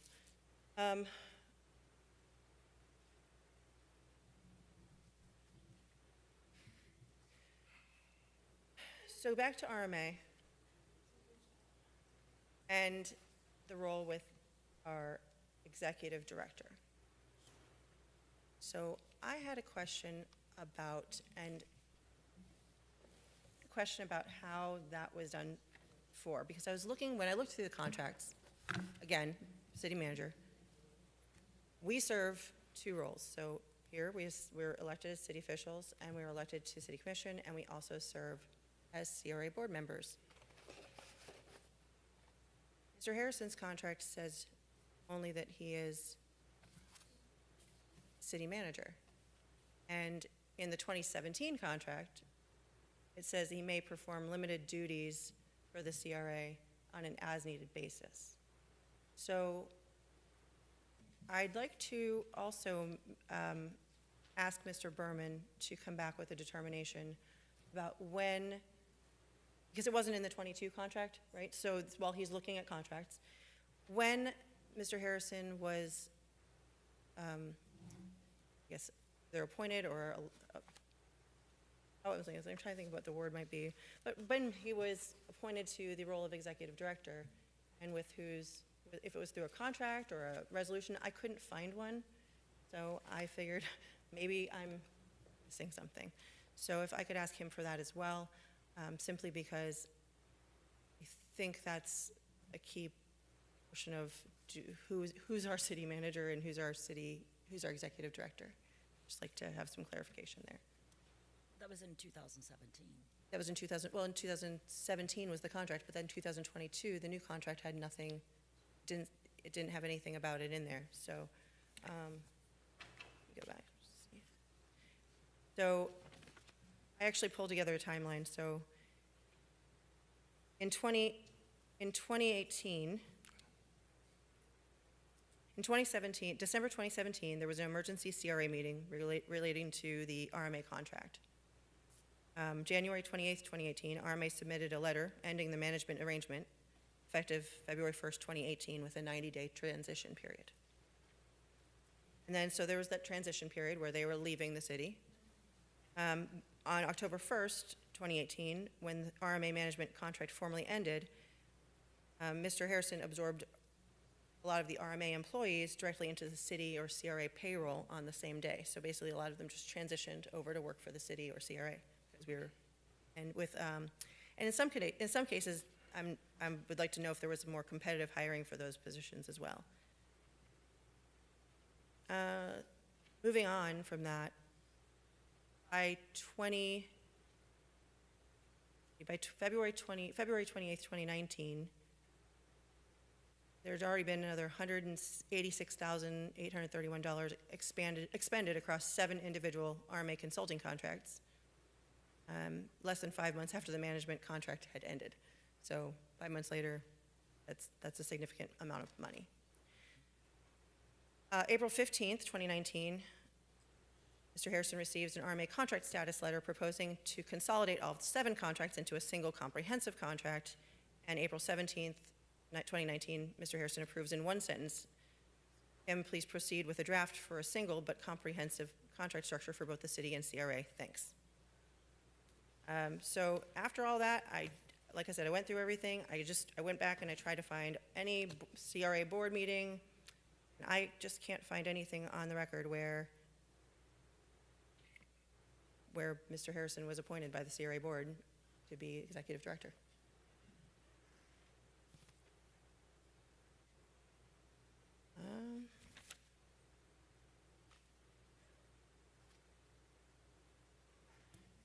Commissioner Perkins, you were here at that point. Do you remember at all or no? I'm really thinking. Trying to think? Yeah, I am. Yeah. I trying to find remember when RMA left in 2017, when they resigned. I thought immediately after that, we appointed or voted for, in my understanding, for Greg Harrison to be the city manager and the CRA director, but I was under the assumption that the CRA director was going to be temporary. I don't know. Well, in my memory, you know. Okay. Well, and this is why. So this is why I'm bringing this up also, is because look, it's this stuff here that we just have seen where this 3-3. I mean, and I'm very grateful to Kervin for finding out that it might be $50,000 instead of $60,000 if at some point we want to bring something back to the people related to a ballot amendment, or a charter amendment. But this 3-3 is killing us as a city. I mean, it is absolutely blocking us from doing the job we were elected to do when we can't get basic oversight and transparency handled. So I'll just leave you with this. There's a 3-3 pattern beginning from May 2025. Every contested financial accountability vote has been split almost identically. October 29th, 2025, remove RMA from city contracts. 3 fail. October 29th, hold a public RMA accountability workshop. That was another 3-3 fail. December 16th, 2025, RMA contract renewal. Failed. We did not want to renew it. And it was able to continue anyway, administratively. February 17th, 2026, when I asked for the McNabb Park control packet to be released to commissioners so we could have an idea of what was being spent. 3-3, that failed. Transparency failed again. And just having a direct response to the Boynton Beach termination at the last meeting. Yeah. Just again, anything we try to do with where there's any sort of transparency or any sort of answers coming from management, we can only ask Mr. Harrison and Mr. Berman and Mr. Alfred and DC. Those are the people we can actually ask, and we have to do it where we're one of 6. So to not be able to get information and to come up here and try to do your job the best you can, and then you have to spend hours going through like backdated documents just to get some basic answers, and you don't have any idea of the clarity. I just want you to understand, it takes a lot to fight to try to get, does 2 + 2 actually equal 4 in this city? And the answer is probably not. I have one more thing related to, and this is just from Mr. Harrison. I would like to make sure that McNabb Park and McNabb Botanical Gardens, McNabb House, whatever you want to call it at this point in time, I would like to have a discussion item on our next agenda, which for next week, because I have asked since, I think, February of last year, or January even of last year, for us to have a consistent oversight with that project. It is a massive deal in the East CRA, a massive deal in my district. I have a lot of residents asking me about it all the time. And we have every right, as a board entirely, to have the information, and make sure that we can answer the questions for residents to the best of our ability. And that should be publicly, in my opinion, it should be publicly available already on the website. We shouldn't have to bother Curvin. It should just basically be there, and just be listed. Here's what we spent our money on this month, like other cities do. So I would like to have a conversation, a discussion topic about status of where McNabb House and Gardens is, but also a discussion, not a presentation. I want to have some open dialogue about it. And if I need to make a motion to make that happen, because I will, but I'm just going to be kind and just ask you directly. You don't need a motion. Thank you. So will it be on our next agenda then? Yes, ma'am. Thank you very much. All right, I think I just want to make sure that I will let you know that there's a fashion show, and there's the amazing designer Curtis C., who's making a few of us very pretty dresses. And that is the 16th, that is this weekend. I want to say one last thing before I left, because it's funny how you hear things from people, and it does make, sometimes you just smile. I don't know that that was intended to be something that I would repeat today. I really enjoyed what I heard, because actually this is exactly what I'm trying to do. The leadership, it was Ms. Jackson, she said, leadership without accountability becomes entitlement. So I said, leadership without accountability becomes entitlement. And that is exactly what we have going on right here, and we cannot get the answers we need for the people we serve. Thank you. I hope you have a great weekend. Very good. Commissioner, ladies and gentlemen, please. Thank you. Commissioner Perkins. Thank you, Mayor. Sure. Commissioner, since you mentioned about the McNabb House, I would like to get the new downtown on the agenda as well for the next meeting. First, I have several items here. First, I'd like to, are you okay with that, Mr. Harrison? Yes, ma'am. Thank you. We'll repeat what you get every month anyway, but that'll be fine. We'll have it on the agenda. Yeah, there's a big difference in writing something down and discussing it and talking about it so that everybody can understand it. So there's a big difference in that. First, I want to bring up I wanted to acknowledge Haitian Flag Day, which is tomorrow.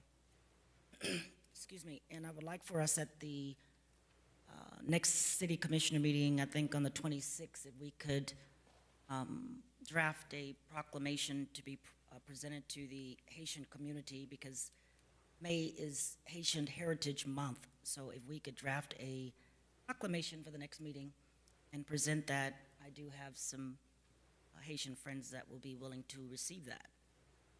The second is this morning, I think around 3:45, there was a fire in my district on Northwest 5th Street, and I just want to know from, I don't know, the fire chief or the city manager, we have several residents that were displaced. I'm not sure if they can live in the apartment. Was Red Cross called? I understand there were 14 adults that got out okay, but 2 were taken to the hospital. I just need to know, are we in connection or communication with the owner of the apartments, and where are the residents now?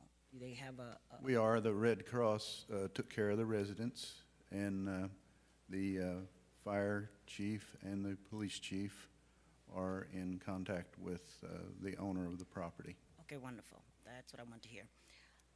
The other concern I had was, I know you mentioned Commissioner RMA. And I think what's happening is that RMA was terminated a few months ago in Coconut Creek. And some kind of way, I think Kim Briesmeister has managed to master Google, because if you Google it, you won't find it. But if you go into AI, you will find that they were terminated. So she has mastered that Googling thing. So if you're Googling anything with RMA, it's going to look really good when you Google, okay? So I just want to bring that to the attention that they were terminated from Coconut Creek, the city of Coconut Creek, a few months ago. The other, let me switch gears here. If many of you don't know, I am a very, very good listener. And there's a lot of rumbling and talk going around in my community about our utilities department. And I've never really heard any complaints from utilities, but the last 6 months, I'm told that people are scared, they're quitting. Some of them are being talked down to, and some are looking to leave, and I'm concerned about this department. Now, I do know that the residents, well, the employees can go to HR and complain about the new, I guess Ms. Muhammad is the executive director or the director of, she's the director or? She's the utilities director. Director, but, yes. Commissioner, I'd like to be careful with this approach here. The employees all report to me, and if you have I'm only going on, information- and I would like for you not to interrupt me, and I'd like to finish. Well, I'm just simply saying, ma'am, if you have I'm simply saying as information. well that I am a good listener, and when people talk in my community, I can talk as well based on what was said. I'm not calling any names other than the director. There are some issues going on in our utility department based on what I'm hearing in my district, and you need to look into it. Now, I understand the director's been there 6 months. I understand there's been a lot of firing. People have been quitting in the last 6 months. I need you to look into that. I've also called Davy. They had a party when she left. I'm sorry you've called. So I need you, Mr. City Manager, to look into what's going on in utilities. People do not need to be looked down on or disrespected on any level. Well, I'm going to need I don't know like you I'm do, gonna but I need you treasure. to either sit down with me or need you to put all of this in very No, I'm not going detailed to writing. sit down with you, Mr. City Manager. Listen, I need you to look into what is going on in the utilities department. You look into it. You find out what's going on. You talk to the director, you talk to the employees, and you find out what's going on and get back with me. Commissioner Perkins, The other thing I have is Commissioner Perkins, if I could, if you've got an issue, I'm always concerned about any and every department in the and city. I get it, you should be. That is not my job. My job is here on the dais. But But if I'm hearing things from the community, I'm going to bring it to the attention of the person that needs to hear it. absolutely, I would just encourage you to go directly to the city manager rather than airing it out in public like this. If I'm there's an airing it, issue. and I'm airing it on purpose we'll because deal it with needs to stop. And because he is the person that runs the city. I know that. And we are forbidden by charter Mm-hmm. from getting involved in anything having to do with running the city. Right. So I am not you can involved, ask, you can but ask I the am city a good manager for a listener. report. I am a good listener. I'm not involved. The other, I wanted to bring up also the Ultimate Sports Park. As many of you know, it was a GO bond project, and the Ultimate Sports Park is behind the Girls and Boys Club and next to the Apollo Park. And I'm not pleased with the RFP and how it was handled from the beginning, and I've been back and forth with Mr. Bosworth and Mary about it. And this is one project in my district that I'm not going to let go. I'm not going to let the situation that's going on with it slide. So I will be bringing this to the attention of my residents, the unfair process I feel happened with this Ultimate Sports Park in District 4. So I will be informing the residents about what transpired, what happened, and what we're going to do about it. Lastly, I wanted to mention the dumping in the Northwest. I've been working with Russ, and he's been very helpful in helping me to, when I'm riding and taking pictures of trash and people dumping. I think we need to bring back the reward that we had. I don't know why it went away, but if you see someone dumping, we give you an award for calling it in or letting us know. So this is happening at least 4 or 5 times a week in my district. And whoever is dumping, most of them are doing it 2, 3, 4, 5 in the morning. I ride by at 5 o'clock, it's not there. I come back 7 o'clock in the morning, there it is. And this is ongoing, ongoing, ongoing. And we've got to do more to put a stop to this. And it's in locations where they know there's no cameras or they can't be seen or whatever, but the, Clean Streets, that it's very helpful. It works. But the illegal dumping around midnight or after midnight, we have to do more to try to stop that, because I'm constantly calling, and it's just, they're constantly doing it because they know that they can get away with it. So I really appreciate all of the help that I received from Russ with this, and if we could do a little bit more, maybe with BSO helping us out a little bit more with that, with the dumping, I would really appreciate that. And I think that's it. Okay, that's it. Thank you. Very good. Thank you, Commissioner. Commissioner Segerson-Eaton. Thank you, Mayor, and I'll just follow along the lines of Commissioner Perkins. My district also gets a lot of illegal dumping. It is a problem throughout the city, and we keep Russ and his crew very, very busy. It's imperative that when you see a pile of illegal dumping, that you call it in. Call it into your commissioner, call it into the city to make sure that it gets picked up. There seem to be favorite spots. And once people know about them, they come by and they know that they can illegally dump there.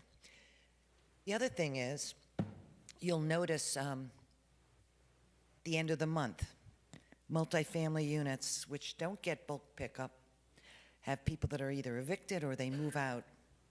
And there goes all of their belongings on the curb. It's a constant battle. And, you just got to call it in, and Russ will get it picked up. But unless you call, nobody knows. Because we're not omnipotent, but it's with the residents' help that we can solve these problems. And I was not aware that we have eliminated the reward for, have we eliminated that, Mr. Ketchum? Would you mind? Thank you, thank you.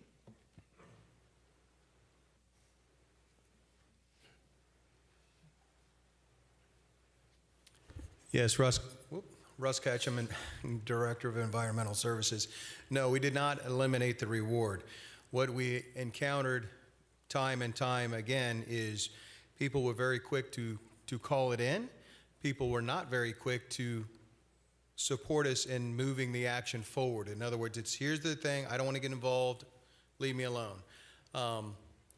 Without an eyewitness, without somebody being there to say, I saw it, we just can't move forward. We need that witness. We need that somebody. We weren't there. The testimony. The testimony, yeah. So it became very cumbersome. It is still there. It is still active. And obviously, we encourage anybody that sees it, yes, to call us. We are doing some other tactics that I won't get into details here, but we are expanding some tactics to help combat the illegal dumping, but the program is still alive, and yes, absolutely. If you see something and are willing, which is the key, to support us in court to identify the person, what we've actually done is we are identifying some of the frequent flyers, as I call them, and actually we're working with BSO because it is not, our original position was it was multi-people, or many, many people. It's actually not.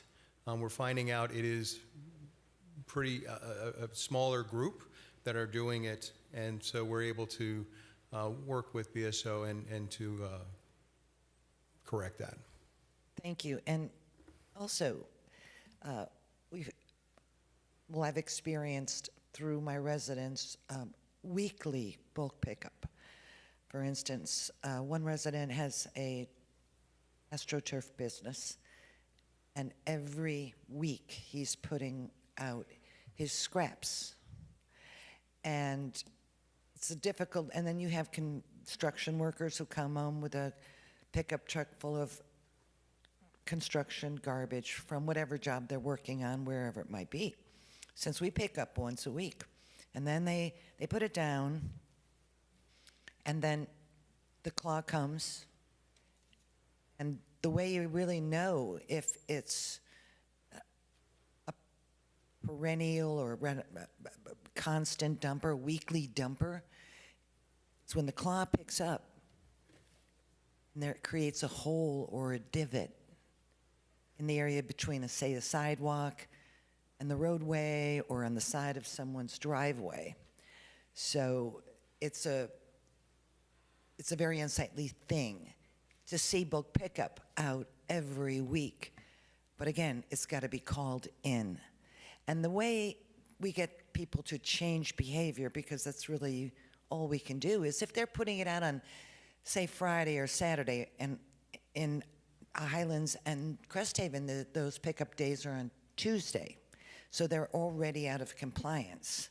So if you call on them, we'll have enough time to get to that property and tag them for putting it out too early. And now what happens is we're working towards changing the behavior of an individual, because we can't arrest him and put him in jail for that.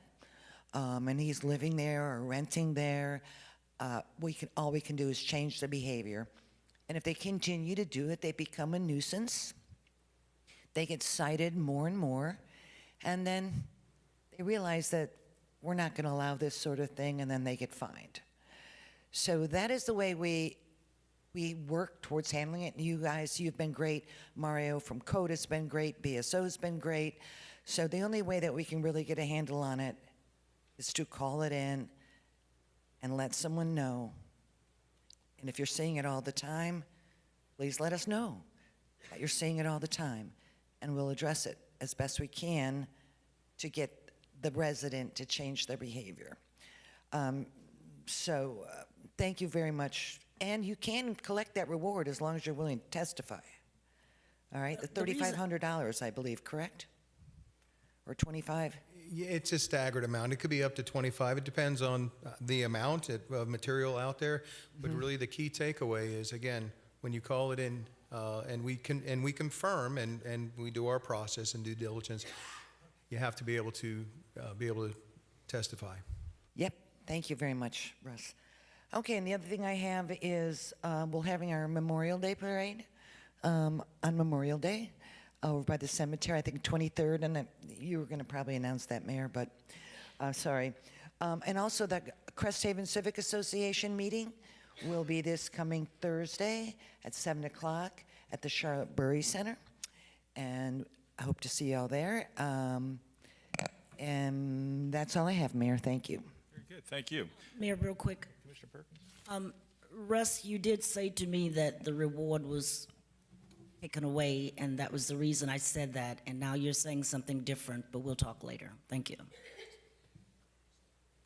Okay. Okay, Commissioner Smith. Yes, I'm excited to think about all of the youth that BSO will be working with this summer and how that summer camp can change the life of those young people. So thank you, BSO, for doing that for our youth in Pompano. On May 1st, in District 5, our BSO deputies, our Pompano Beach Fire Rescue, and an off-duty Fort Lauderdale fire rescue captain saved the life of a woman where her car went into a canal in Pompano Beach. These officers immediately stripped their gear. The Fort Lauderdale Fire Rescue Camp captain joined them, and they dove into the canal. They broke the window, and they saved the life of a woman. They didn't hesitate to do that. They worked together, three perfect strangers working together, figure out a way to get this woman out of the car. Got her out of the car, got her to the side of the C-14 canal, which is the waterway she went into. And she was sitting on the side of the canal, well and healthy, when the car went under. So I just can't thank you enough for what you did, BSO and fire department. I spoke to the victim, and she's doing well. She's decided she's not going to drive anymore. She felt that was a good indication from God that it was time to give up her license. But she's feeling blessed, and she is just extremely thankful for the bravery and for the skills that everybody experienced to rescue her from that car. So thank you so much for that. A reminder to the nonprofits that we're in the middle of the community grant for the pump. The applications are due June 30th, so if you're a nonprofit that works with our community and you don't have an application for the funds, please reach out to myself or any of the commissioners and we'll get you the application. And just to remind you that this is the pump and the 5 years that they've been doing this, they've given out $469,000 to nonprofits. So they say they're giving out $150,000. Last year they said that, and they gave out $180,000, and everybody that applied got something. So if you're a nonprofit, please, and you don't have an application, please reach out to us. A reminder that there's an important FDOT meeting on May 18th to talk about the turnpike at the Coconut Creek Parkway interchange. This is a very important interchange for Pompano Beach, and it'll be an online on May 18th at 6 in the evening, or an in-person on May 19th. So if you need more information, there's some flyers floating around, and I'll lay it up here if you want to come and get a picture of it.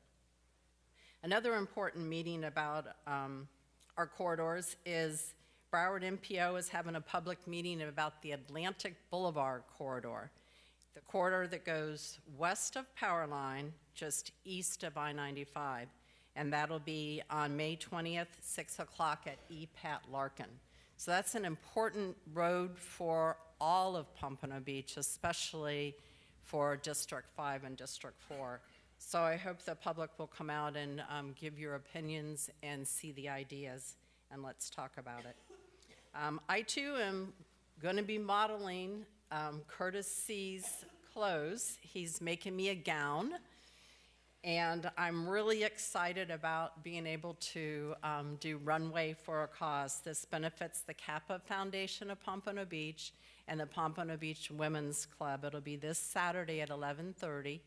Tickets are $50, and I know all of us up there modeling Curtis C's outfits would love to have you as our cheering crowd at the event. So tickets, you can get tickets from the Pompano Beach Women's Club website. So I hope to see you there and cheering us on. My quote for today is from Steve Jobs. "Your time is limited, so don't waste it living someone else's life." Thank you, Mayor. Thank you, Commissioner. Vice Mayor. Thank you. I have a few things. There was very little on our agenda today, and it does seem to be kind of an example of what this 3-3 is doing to this board and to kind of the city at this point, where it feels like a lot of important things and a lot of important work we need to do is in a bit of a holding pattern until, I mean, probably it feels like November is what the plan is. But I don't believe that's a good way to govern, and I don't believe that's what the people elected us to do. So I think there's a couple important things we need to talk about. The first one I want to talk about is our BSO contract, because some work can't wait until November. Our contract expires before then. So from my perspective, a month or so ago, there was a rare moment of almost agreement up here about the duration of a BSO contract extension. I think we all agreed on a duration of a year. There was some differing opinions on how we go about negotiating it and if we kind of parallel track what it would take to do our own department. But the consensus here seemed to be, through 2 different votes, that we wanted to move forward with a 1-year agreement. Just, the how was the problem. So when we received a memo that said the city manager was moving forward with a 4-year agreement, I was pretty concerned. I do not know how we got there. I do not think that's the right time to be doing that, making that level of commitment, especially given the studies that have just come back at the county level about BSO at the port and the airport. I think there's a likelihood that the county makes some changes, and as we know, Deerfield has, and I just think that if we're looking out for our residents, we need to maintain more flexibility than what a 4-year deal would do. So I am going to make a motion to ask the city manager to negotiate a 1-year deal with BSO, a 1-year contract extension, just like we had all kind of agreed upon a month ago. So, Vice Mayor? yes. Somehow there's a misunderstanding. I might have used the wrong words or something to get this misunderstanding set there. But we have a meeting set up for next week, and when we sit down with that meeting with the executive staff of the sheriff's office, we will start negotiation at 1 year and hopefully be able to stay with that, because that is the best way for us to proceed. I was trying to report in what I said to you all that the 4-year was requested by the sheriff, but I did not agree with them. I didn't tell them that I agreed with them on the 4-year, that we would review it all when we sit down. And our first sit-down meeting with them is, like I said, next week. Okay, so I'll just read for the sake of clarity, I will read what I'm alluding to. So in the memo that you sent to us, it said, I initially recommended pursuing a 1-year renewal of the existing agreement to allow for additional time for evaluation and negotiation. However, based on subsequent discussions with BSO command staff and the undersheriff, I am instead now recommending that the city pursue a 4-year agreement.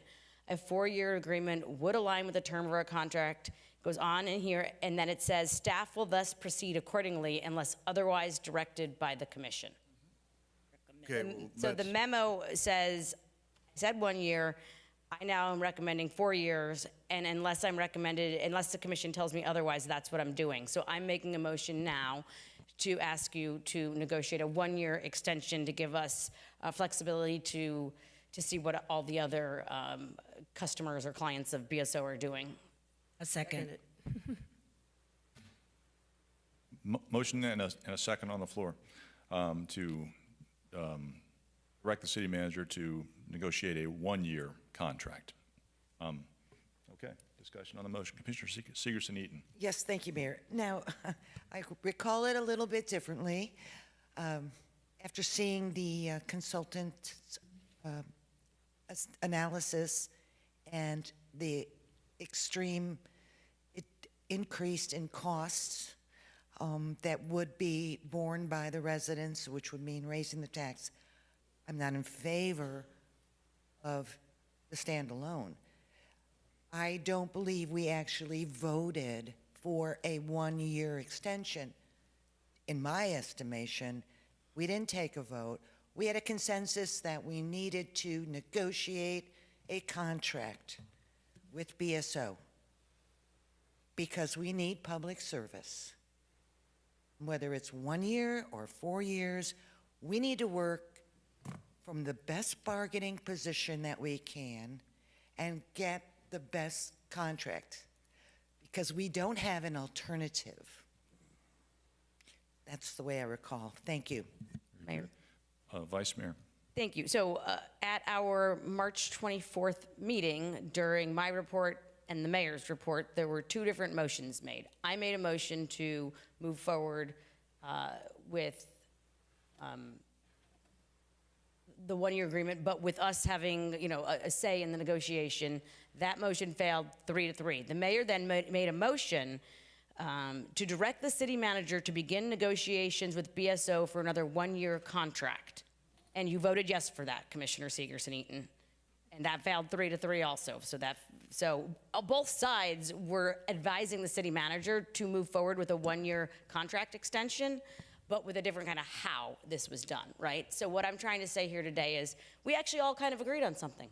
So I think we should be also continuing to do the diligence of what it would take if we end up having to go a standalone department. We're the only, so I ended up looking at this, the top 11 cities in the county have their own standalone police department. We're the only one that won't after Deerfield does. So Well, we are a bit of an I'm not outlier. gonna raise taxes on the residents. It's my report, or I have the floor right now. But anyway, we all agreed on that, and I think all I'm saying today is, and we got that memo that said, the city manager said he had changed his recommendation to 4 years and was going to proceed forward with 4 years unless we advise otherwise. I think this board needs to come together because we have to make this decision before the November election and give really clear guidance on what we want done. And I am making the same exact motion that the mayor made back in You voted March no for it. 24th. Because You voted against your own motion. Commissioner Segerson-Eaton, Vice Mayor has the floor. Go ahead, Vice Mayor, you have I the floor. made the same motion to do a one-year contract. I mean, do you not understand? Wait. It doesn't seem like it. We all wanted a one-year contract. So I am actually trying to, accomplish something here instead of pick useless, ugly fights with people that are pointless. Thank you. I've got Commissioners. Commissioner Segerson-Eaton, did you want to? Yes. Okay, you can chime in before we go to Commissioner Smith. Correct. The bottom line is we need to negotiate, and we need to negotiate the best contract. I do not feel we should tie the negotiators' hands and limit it to a 1 year or a 4 year. Whatever the best deal we can get from our negotiation team is what we need for our residents. And I don't want to tie their hands, as I said, but we need a contract because we have nowhere else to go. Thank you. Very good. Commissioner Smith, followed by Commissioner Fessick. That's pretty much what I was going to say also is I don't feel that we need to tie the hands of staff negotiating a contract with BSO by saying it has to be a 1 year, because we're never going to get, if we never voted on our standalone police department, but we would never have one up and running in 1 year anyway. So let's negotiate the best contract that we can for Pompano Beach with BSO, and you would be coming back to us when you've negotiated, correct? Yes, ma'am. So we'll know the results of those negotiations. Let's not tie their hands. Let's let them negotiate and come up with the best solution for Pompano Beach citywide. That's what I have to say. Thanks, Mayor. Commissioner Fessick. Thank you. Vice Mayor, I share your attempt and desire to try to all work together and get something accomplished. I have full faith and appreciation in the officers that represent us here in Pompano Beach with BSO. I do not have full faith in our negotiation team. And I do not have full faith, and I'm hearing some, I'm hearing some laughter on both sides, but and I'm sort of chuckling too, right? But honestly, that's not based in something that is funny, to be fair. I've heard we want to get the best deal possible. I've heard we want the best deal, but best contract possible for our residents. We don't want to tie their hands. Those are all things that are true, no matter whether you're pro 4 years or 1 year. They're all true. Our contract with BSO in 2015 had a 5% cap on it. One in 2020 didn't. our officers and folks who have been leading the charge for year after year, even with contracts, in whether it have a 5% cap or not, have said consistently to staff and to management that they could do with some more resources because our city has grown so much, but we have not given them the ability to do the job they can. We have not done our due diligence, in my opinion, in negotiating or communicating well on a consistent basis. I've said it from the beginning. The one thing that is completely skewed with that report is the fact that it lopped in this building if we went to a standalone. Our officers, if we stay with BSO, deserve that building too. No way should they be in a mold-infested, raining on the inside building anymore. They deserve better. They are protecting and serving us. And I will, regardless if it's 1 year, 4 year, whatever, however which way we go, that is a absolute fact. They deserve better because they are out there putting their lives on the line for us. As far as this 1 year, we all agreed that we would wait to see. We'd wait to see what happened with property taxes. We'd wait to see what happened with not just the report, but we'd wait to see what was happening with our neighbors. We'd wait to make sure that we wanted to even have workshops, I believe, that probably also got shot down, about being more involved in the process and really having an opportunity to meet with either Sheriff Tony or with the residents and do some outreach, have some public meetings here on the dais, public discussion items, where we could really talk about some of the things and allow the officers even to come and talk about the things that they see in the community. The point is that can't make, if we're at 1 year, we can, guess what, we can renew again in a year. The cost, I know that in all of the conversations we've had with BSO, they've said they want to be a partner to us. They're not going to try to stick it to us in this 1 year. But it's worth having the conversation. It's worth not locking us down into something that maybe 4 years might not be the best thing for us as a city. That might be tying our hands. But taking it 1 year at a time right now, while we're in this crazy state of upheaval with everything else we're borrowing money for, it's prudent. It's prudent to have the conversation and truly try to work together.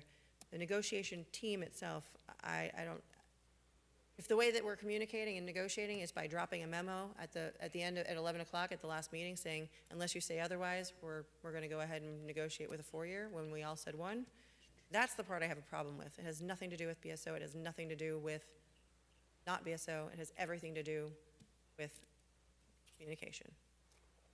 So we're all in agreement. We need BSO services. Let's get this done. 1 year. Thank you. Very good.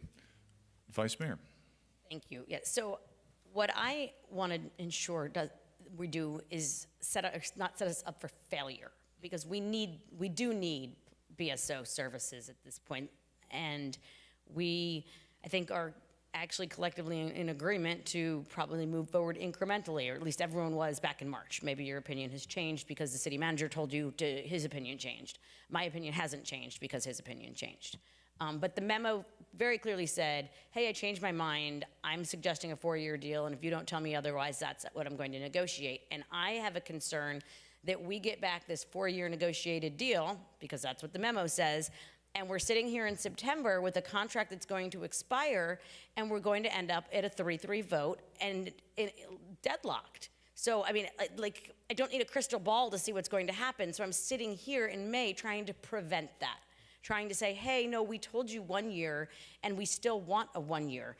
I don't care if you want to negotiate separately, a 4-year, 10-year, I don't care what else you bring forth, honestly, but I want to make sure that we get a 1-year agreement and and put our effort into negotiating the best 1-year extension we can, because that was about the only thing this board could agree on. And I don't want to end up sitting here in September with you looking at us and saying, well, if you don't accept this right now, this 4-year deal, then we have a crisis, right? I don't want to end up like that. So it's an ounce of prevention is worth a pound of cure. So let's give the right guidance now so we ensure that we have the options that we need available to us in September so we don't end up deadlocked. It seems pretty simple to me. Thank you. Commissioner Smith. So Vice Mayor, you're suggesting that they go to the negotiating table and negotiate the best they can, whether that be 2-year, 3-year, 4-year, and come back and present to us the best negotiated 1-year term and the best negotiated contract for however many years it is. So we can decide, do we want to do the 1 year, or are we willing to go out and do the 4-year that BSO is recommending? So would you want them to come back with 2? So we have the 1 to fall back on, and then have the best negotiated terms also? Is that what you're asking for? So the memo that we got said I was recommending 1 year, I now recommend 4-year, and it says staff will thus proceed accordingly unless otherwise directed by the commission. So the memo is very clear. He's proceeding with a 4-year agreement unless otherwise directed by the commission. So I believe this commission needs to give direction to negotiate the absolute best 1-year extension that you can do, because that is what this collective body agreed we wanted to do back in March. And I don't want to end up in September with here's the 4-year deal, take it or leave it, because I think we're going to have a problem if that's the way we approach this. Because I think that I would like to see them come back with the best negotiated deal that they can, and so we can avoid a 3-3 tie when that's presented, that they also have the best negotiated deal they can for the 1 year, so we can look at what the 2 options would be. What would be the cost to renew for 1 year, and what would be the cost to renew for the best deal, so that we have 2 at the table when we vote. I mean, I don't care if the negotiating team wants to go back and forth with Sheriff Tony on longer-term deals also. The motion is to ensure that, so it sounds like currently he's going to do 4 years. My motion is to ensure that we get a 1 year, a cost and extension, and that they spend their effort negotiating the best 1 year that they can. Question. Just like the motion that was made March 24th. So let me just, Mr. Harrison, I'm not into negotiations, so I'm not an expert on that at all. But Mr. Harrison, could you come back with the best negotiated contract you can and how many terms that is, and a 1-year term? Yes, ma'am. That's what I would like to see us recommend that they do. Okay. Thank you, Mayor. Mr. Fessig, you had? I just had a question. Vice Mayor, could you read again off from the minutes, what was agreed? They both fail, if I remember correctly? They did both fail 3-3. There was a motion,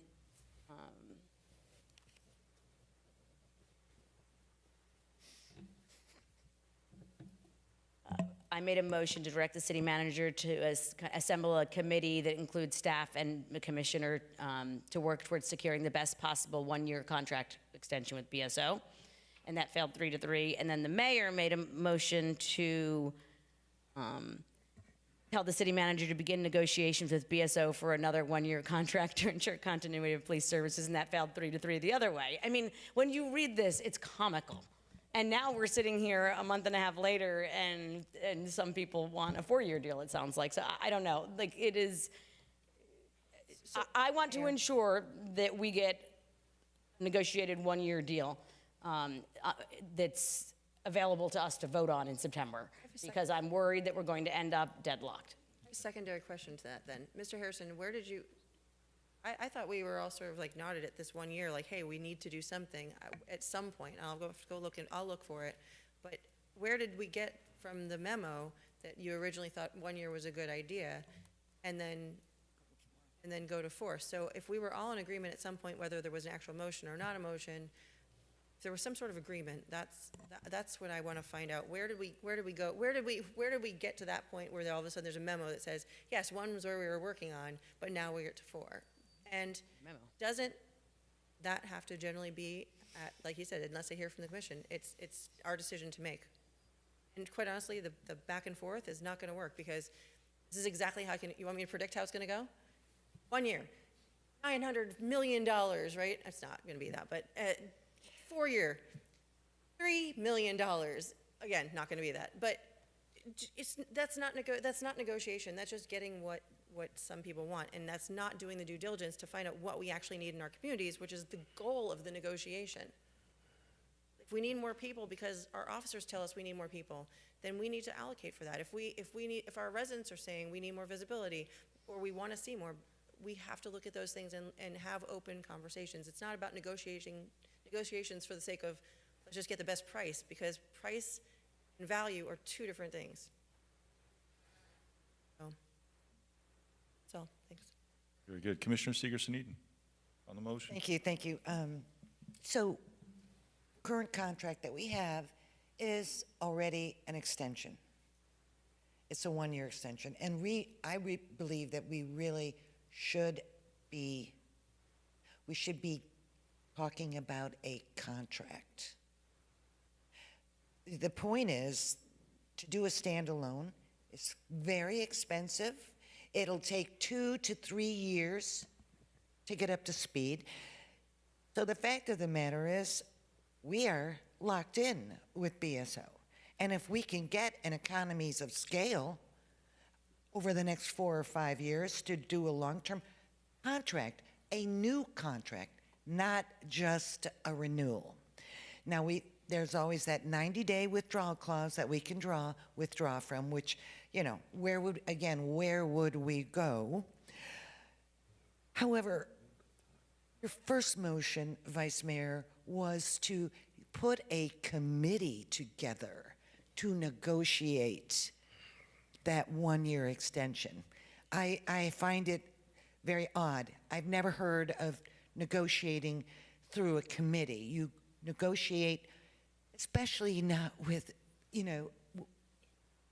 policymakers and people who are non-attorneys or non-union. It is a very difficult and complicated subject, and there's a lot involved. So I would prefer to just move forward with a contract for 4 years so we don't have to come every year and have commentary on how, we didn't get a good contract and somehow, staff is wrong or BSO's not serving up to, we need PD. It's the number one responsibility we have as elected officials, that is public safety. So if you're offended because you don't like the manager telling you that a 4-year term would be better, that's a different question. But we need to negotiate, and we need to negotiate going forward now. So I can't support any limitations on the negotiation process whatsoever. Thank you. Commissioner Perkins. Yes, Mayor, we're sitting here talking around the city manager, and he should be doing most of the talking because he will be at the table with the negotiating, of course. And what I would like to hear from the city manager is, letter is saying that you are, is it requesting or suggesting or recommending? What word did he use? Recommending. Recommend, okay. How did you come up with recommending that we move forward with 4 years? How did you get there? We had a meeting with the BSO executive staff. What I was trying to convey, and quite frankly, I apologize, but I didn't say it right. What we are intending to do is to go sit down this coming week and sit down with the executive staff of BSO, and as I said earlier, we will start at the 1 year. We'll see what their pricing is. We'll see what their demands are. And then if we say we can't live with that, we'll say, okay, well, you wanted a 4-year. What are you offering? So that we will know what they're talking about. And it might be that we wind up with recommending 2 years. I don't know yet. We haven't sat down. The negotiating team will be sitting down, putting all the bullets together for the attorneys. This will have to go to our city attorney and the BSO attorney. And while they're looking at it, we will, in the meantime, come back to y'all and bring you up to date on what was discussed. Okay. And whatever we wind up with, please remember that any one of those contracts has a 90-day cancellation in it. 90 days. The 90-day cancellation. And we can go into a transition period like Deerfield Beach is doing now. Yeah, who's So we're not going to be locked in to a 1 year or a 4 year. We're going to, it's going to be open. Okay, who's a part of the negotiating team that's sitting in the meetings with you? Be Mark Berman, myself, Brian Donovan, Earl Bosworth, and members of the BSO executive team. And I'm sorry, Tracy. Tracy's on there too. Okay. You know, as I've stated before, you know, it's important, you know, either it goes, we have to have policing. It's very important. And I've said over and over and over and over again that we need to go back to our own city of Pompano policing. And I have a lot of reasons for saying that, and I've made it very clear that it seems BSO is really working in the city, but it's just not working in my district, or I shouldn't say my district, but the Northwest. Based on the killings and the shootings and all of that, and I've said it over and over and over again, that we not ahead of crimes and preparing. There's lack of communication. Basically, there's no communication. BSO communicates very well when there's a tragedy, when there's an incident. As I have stated so many times before, BSO really wanted to clean up the Northwest, they could. They're not being told to do so. So when there's a shooting, the sheriff comes and he marched down the street with the residents in a protest, and he's got the answers. A lot can be done if BSO would just do their jobs in the Northwest, which takes a little bit more because we have a lot more going on there. There's just no connection. I don't know who the police force is. I've asked several times, can I come to one of your morning meetings and get to know the officers or say hi or whatever? I've asked that, 7, 8 years ago. Never, nothing. It's just, they're just going through the motions to say we're doing something. And as I have stated, BSO for me is known as image. And they should be known as policing and safety. But it's about image for me with BSO. And I just don't know no other way to help reduce the crime in my district other than to go back to the city of Pompano Beach. Because I know that we will directly have access and input on what goes on here. A lot of BSO decisions are made downtown with the colonels and all that. And I do know one BSO officer alone can clean up the Northwest. But he's not given those orders from downtown to do so. If he tried, I'm sure they would let him go or get rid of him. So I can't blame some of you sitting up here for wanting to keep BSO. I understand that. I mean, the money, the funding, I mean, what they're asking for is just outrageous when I don't feel like the Northwest is being served properly. Like I said, we've given them all the tools they've asked for, and we still have crimes. They have bikes. I think they have horses. They have horses too? Oh no, they have bikes. They have the real-time cameras. They have the tag readers. We have one of the best systems over in our police department. I mean, we've just given them so many tools, and I believe it's working, but it's just not working in the Northwest. It just seems as though we're running behind the crimes rather than getting in front of them and making the connections. And that's just my opinion. So I'm all for considering going back to the city of Pompano Beach. I think that will work best for the Northwest, and I think the other parts of the city could probably do even better with that, because we'll have more direct input and say on how things are being done, and that's why I said if we go back to the city of Pompano policing, chief needs to work for the commission, so that we'll have that direct contact with the chief and knowing exactly what's going on in our districts. Because if people are safe with the police, they will talk. If they don't know you, they will not talk. So I hear that all the time. Well, we have a reward out, but nobody's talking, and they won't tell. Do we have police officers telling on other police officers? No, not really. But anyway, that's just my take on it, and it's just, I'm looking at safety when it comes to my district, that's all. Thank you. Very good. I have a question for Tracy. Commissioner Fessick. Thank you. Tracy, since you're on the negotiating board, I'm throwing you in the hot seat, I'm sorry. But are you aware, so since we're obviously frustratingly so at this fork in the road, if you will,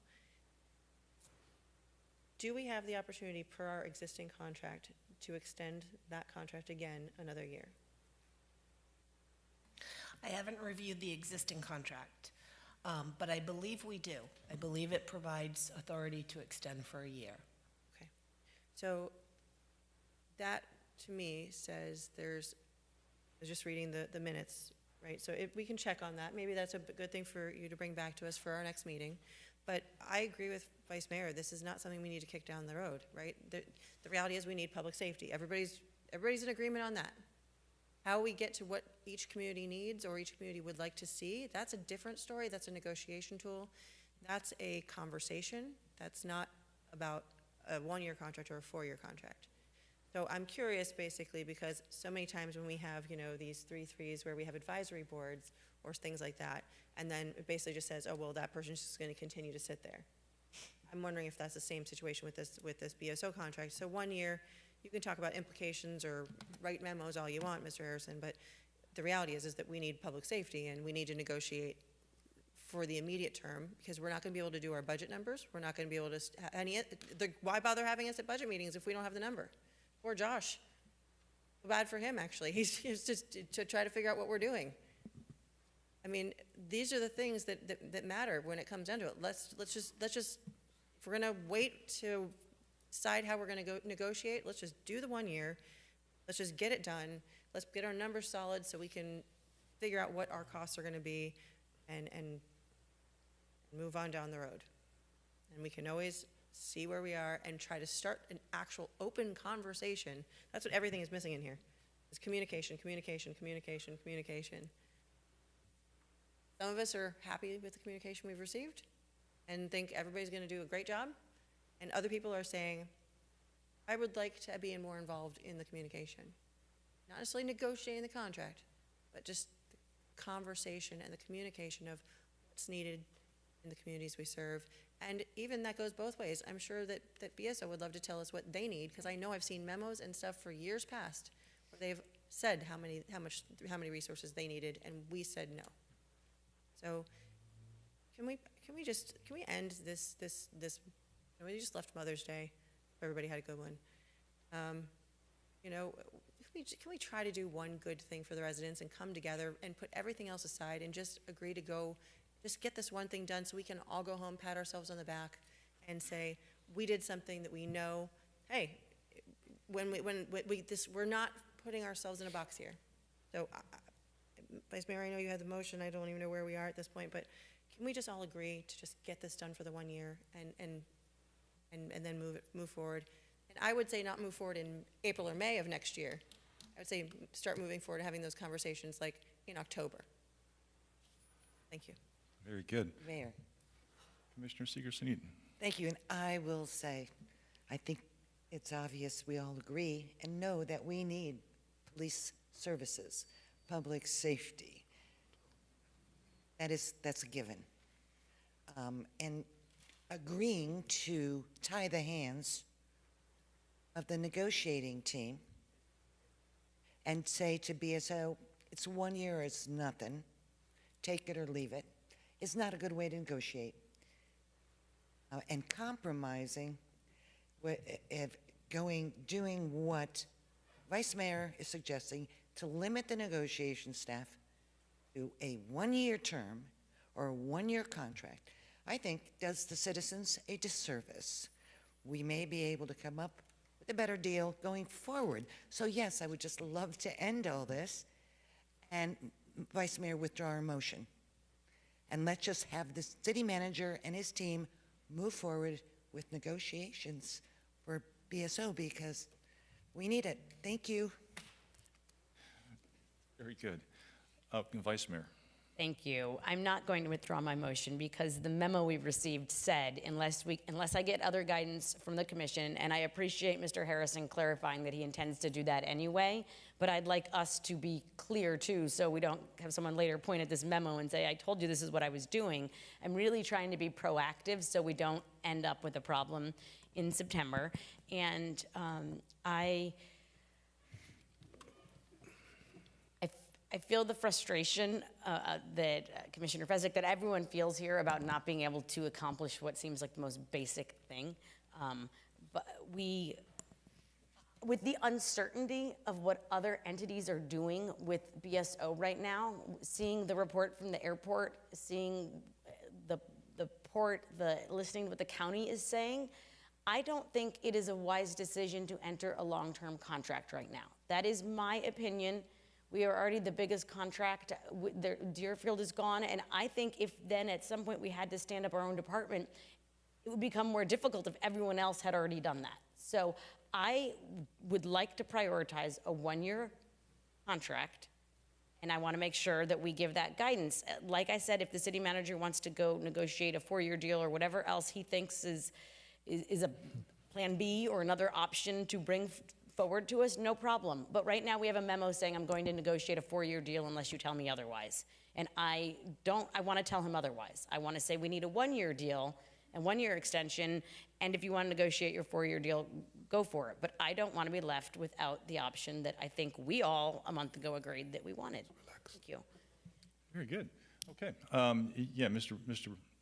Harrison, I appreciate you clarifying your memo that you intend to begin negotiations with a 1-year extension agreement, whatever it is. Because, yeah, that seems to me that was the direction the commission wished to move in lo these many weeks ago at this point in time. But I'm not prepared to tie your hands in a negotiation situation. I'm comfortable that you will sit at the table and do what you can for the city, getting the best deal, with the ideal being a 1-year contract. Like I said, extension of the, I don't know which would be better, an extension of the existing contract or a new contract with new terms. That's part of the reason why the consultant suggested that we do anything going forward with BSO, was because he anticipated that we could get some better terms, perhaps from BSO, which that's yet to be determined. But yeah, so anyway, we've got a motion on the floor to direct the city manager to negotiate a 1-year contract. And as the vice mayor said, though, if this passes, it doesn't prevent him from coming back with other versions also. But like I said, I'm comfortable with the city manager's message that his memo was in error. Would that be accurate, Mr. Harris? Yes, sir. Thank you. And I apologize again for that. That's Mayor, I can say that if you all will allow me the flexibility to meet with this team, the BSO executive team, this next week, we will be back to you all on May 26th with answers to everything that you discussed here tonight. And the dialogue, Vice Mayor, that you and Commissioner Smith had, I think that's an excellent idea. We can show options. We can show exactly what they would agree to for a 1-year, and then on down the line. But just please give us the flexibility to go sit down with them next week. So, but you anticipate you'll have that information all back that quickly? Yes, sir. We will force it. Okay. Because I was wondering, when you mentioned you'll come back to us. I'm sorry, not next week, but on the 26th. Okay, on the 26th. Because, yeah, I was wondering when you said that you would come back to us, if you meant at a city commission meeting, or would you come back to us one-on-one ahead of time to kind of get the information out to the commission, so we're not sitting here for 3 hours. We will do both. Okay, We'll because have I think one-on-ones. I really think that's important if we try and, on every item, if we try and get information to the commission ahead of time, so we don't have to sit here for 3 hours to hash over things Yes, like sir. that. I totally agree. Very We'll do good. one-on-ones and the commission meeting on the 26th. Very good, thank you for that. We got Commissioner Fessick. Yeah, I don't want to waste my time sitting in one-on-ones with, or ultimately, we're going to sit here with a 3-3, because let's just be honest about it. What I'm seeing happening is the same thing that I watched happen for CRA budget last year, the same thing happening is you're just taking this position. I wanted the legal determination first. I want to find out if we do, first of all, I don't know that, Mr. Harrison, you're welcome to negotiate whatever you want, of course, but ultimately, if that fails, let's say you negotiate the pants off of 4-year, right? But if it fails, we have a 1-year option? We can never legally be without public safety. So I mean, so that's my point is don't want to put us, they're now the worst negotiator ever. Because if I was PSO on that side, I'd sit here, I'd watch this and be like, well, I mean, do we have any protections for the 1 year? Could I make a recommendation? Yeah. Thank you. I think when the negotiation team gets together, as we talked about options, give a scenario that both parties negotiate for 1 year. Give a scenario that both parties negotiate for a multi-year, whether that's 2, 3, or 4 years. Whatever the consensus on the negotiation team, the tentative agreement that the team comes up with on both sides that will benefit the city as well as meet the needs of BSO, all of that information is then brought back to the commission for a vote, whether you want to go with the 1-year contract or whether you like the terms and conditions as well as the expense of what a multi-year contract is going to be presented and present you with. I think, truthfully, limiting yourself before we even start negotiations does not give us a good footing to begin the negotiations.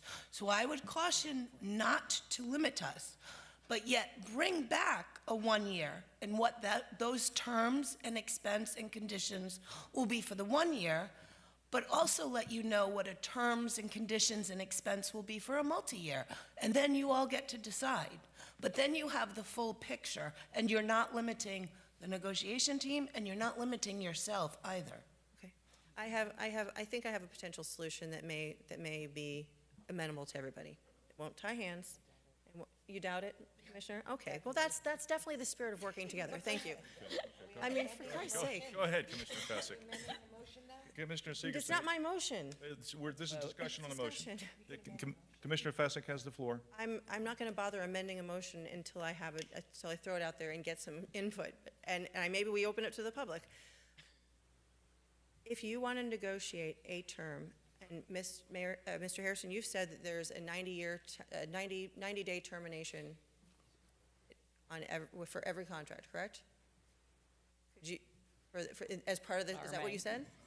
With this contract, there's a 90-day termination clause. So in this contract is a 1 year or is it a multi-year? Current contract? What we have right now is a 1-year extension. With a 90-day termination? Yes, ma'am. Okay. I would be open, so here's what I'll be open to. If your negotiation team wants to try to bring back a multi-year agreement, that it has to be approved on an annual basis. So then that way, we still have to approve it every year, and that might be one of the ways. So we'd have to approve it on an annual basis until we actually negotiate a 5-year term. But I really think that we're in a better position to just stick with the 1 year. I don't know why we're complicating things at this point. But I mean, I'm trying to find some ways, like maybe we do 2 years. I don't know. Okay. Mayor. Let me go to Vice Mayor, then back to Commissioner Seegerson-Eden.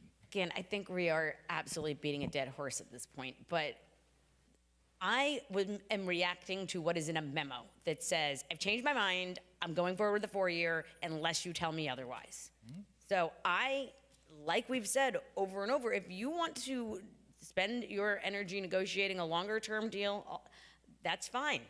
But I want to ensure we get all the same effort, energy, and best negotiation we can of a one-year deal. And I don't want anyone to come back and say, hey, that memo said that. And I appreciate the city manager clarifying it and correcting the mistake, but some of us up here don't have the same level of trust and want to make ourselves very clear for the record that of what we want, so something doesn't come back later and say, oh, you guys never voted for that, so I did this. You know, I just think this is a point of clarification, saying that this board is telling you that we want a one-year extension negotiated also, in addition to whatever you decide to do based on the memo that you wrote us and said you weren't going to do a 1 year.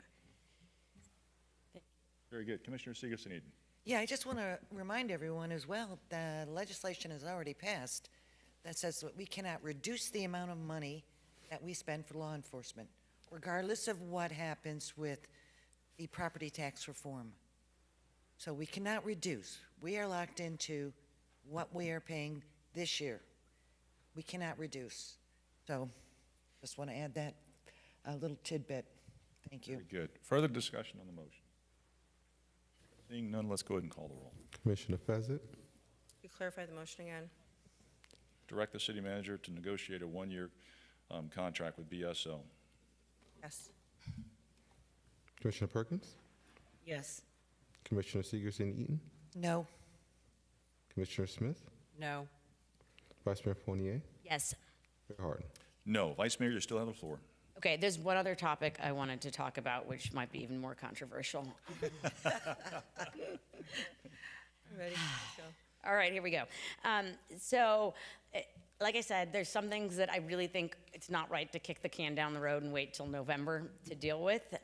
And one of the other things that's really been bothering me, and I sat down with Tammy and John in engineering and talked about, was parking at the beach. I spend a lot of time down there. I hear from residents. Our neighborhood has to drive and park at the beach, and it really is an issue. We have a busy season, and I don't want to say to the residents and everyone, oh, we have an election coming up, so we're not going to plan for a parking garage until we figure out who's sitting in these seats in December. I think that's a really bad policy, and I think that the residents deserve better than that here. I also don't think that we need like the Taj Mahal of parking garages. I think parking garages are one of the least exciting things to build and to tell people you have to build. So it's like, do a good job with the form and function of it, but it doesn't need to be the premium product in terms of every aesthetic, especially when it's not even on a major road. So I talked to engineering. We looked at the proposals. There was, approximately a $19 million garage, and then that was kind of dismissed by city engineering, and the committee is not meeting, is having not everything fully baked into that cost, and once we fully loaded it into what we needed, it was going to be more expensive than that. But then we jumped up to the $30 or $32 million option with the really fancy cladding and all of that. And in talking to John and Tammy, it sounded like if we came back and said, let's value engineer this a bit, because it's a parking garage, it's not an art museum. Can you come back to us with the best parking garage you can that meets our needs for $25 million? So, and they looked at me and said, yes, that's a reasonable thing to ask the board. To ask us to do. And I think that this board should do that. I think we should ask staff to come back to us with a more affordable, valued, engineered parking garage for, instead of waiting until December. I mean, nothing is going to be cheaper in another year. Nothing's going down. The residents, as much as no one wants a parking garage, we need a parking garage, and people don't necessarily realize that now, but we are going to lose parking at the beach. We're already in a difficult situation. And so I would like to make a motion But I'm not going to make the motion yet because I'm going to just ask my colleagues if they're even willing to think about this, because if Commissioner Segerson-Eaton says no, and Rex says, and the mayor says no, and Commissioner Smith says no, we're not going to think about it because it came out of your mouth, Allison, then I'm not going to waste my time making a motion. But the motion would be to ask staff to come back to us with a value engineered, so I guess they'd go back, they can figure out how the procurement works. I think we've gone out to bid for this enough times that I think it's probably legally allowed just to go out and ask a couple of these builders, can you do this, is what we need, can you do this for 25 million? But to come back to us with a value engineered parking garage that meets our needs for 25 million. So that, my motion would be to ask staff to do that. But Commissioner, can I just, Yes, I would love to respond since you use my name. I just want to remind you that the mayor, myself, and Darlene Smoot all voted in favor of the ranking by staff to build a parking garage. You, Perkins, and Fessick all voted against it. $32 million garage, so my motion, what? Excuse me? There was not a fair comparison, and I believe the code of silence may have been breached, and I believe probably if we want to talk about the proper procedures, we'll probably have to put it out for another RFP, put it out on the street again. So that's a process. I voted in favor of a parking. No, your answer is no. Your answer is I voted in favor of a parking garage. We need it. You voted against it. Commissioner Fessick voted against it, and Commissioner Perkins voted against it. Okay. So yeah, you want to bring it back? Let's do it. No, I want to ask staff to value engineer a $25 million parking garage. I don't want your opinions on anything else anymore today, to be honest. Excuse me, how is that compromised? Well, it's my report. I didn't make a motion. I asked a question. So is it really open? I asked a yes or no question. This is not a motion. Time out. Isn't it my report? Okay, this is Commissioner Fournier's report. She asked me a question. Commissioner Segerson. Yes or no question? She asked for input from the fellow commissioners, and that's what she got. That's right. That's what you got. Understood. So I guess. And I want to also just say one more thing. This parking garage is not going to be paid for by taxpayer dollars. This is going to be paid for by the Parking Revenue Enterprise Fund. We all know this. Okay? We all know this. Thank you. We're all well aware of that. Vice Mayor. Okay, so I have my answer for Commissioner Segerson-Eaton. She will not support anything that comes out of my mouth because it came out of my mouth. Okay. Don't put words in my mouth, because that is not true. I'm sorry, Vice So Mayor. funny, isn't it? Okay. You got the three laughing hyenas here. That's enough. That's enough. We've got Commissioner Fournier. This is her report. Commissioner Fournier, you mentioned my name in that. Yes, Mayor, would you support us going back? I would certainly support asking the city manager to ask his staff to come back and give us options for that. I'm not going to support a motion to do that. I think he's perfectly capable of getting that information Mr. to Harrison, us. will you please, because I had a meeting with staff anyway, will you please go back to staff and ask them to put together some kind of memo for us on what a value engineered $25 million parking garage would look like? And with that, I would like the opinion from procurement on what type of process would have to be followed for us to go out and make that happen. I don't believe we need another RFP because I think that's been on the street so many times, but I would like an opinion from procurement on the best way to go out and negotiate a value engineered $25 million parking garage. Can you work on a memo for that? Yes to everything you said, plus I'll need to get with the city attorney's office because we do have an exposed contractor with all of their numbers out there on the original. We have three of them. Request for proposal. I'm talking We have about all of the contractors. Talking about the best, the final best offer on that. So we'll look into it and come back. And just so I'm clear, all of the numbers were out there, not just the one that was selected. In the ranking, we had all their proposals and all of the details. So everything's out there. When? Can I ask Mr. Harrison, when do you anticipate that? I mean, how long would it take? I mean, it's just wild guess. Yeah. I would think by the fourth Tuesday in June. Okay. Okay. By our last meeting in June, but I mean, you can get the information to us before then, right? Hopefully. Yeah, okay, good, thank you. Okay. Sorry. Yeah, we're not asking you to come back with it negotiated. We're asking, Yeah, just staff. this is feasibility, and based on my conversation with engineering, it sounded like it was feasible to value and engineer it down to something that is way more affordable than the Taj Mahal we got. Okay, so I'm going to avoid the motion there because it's pointless.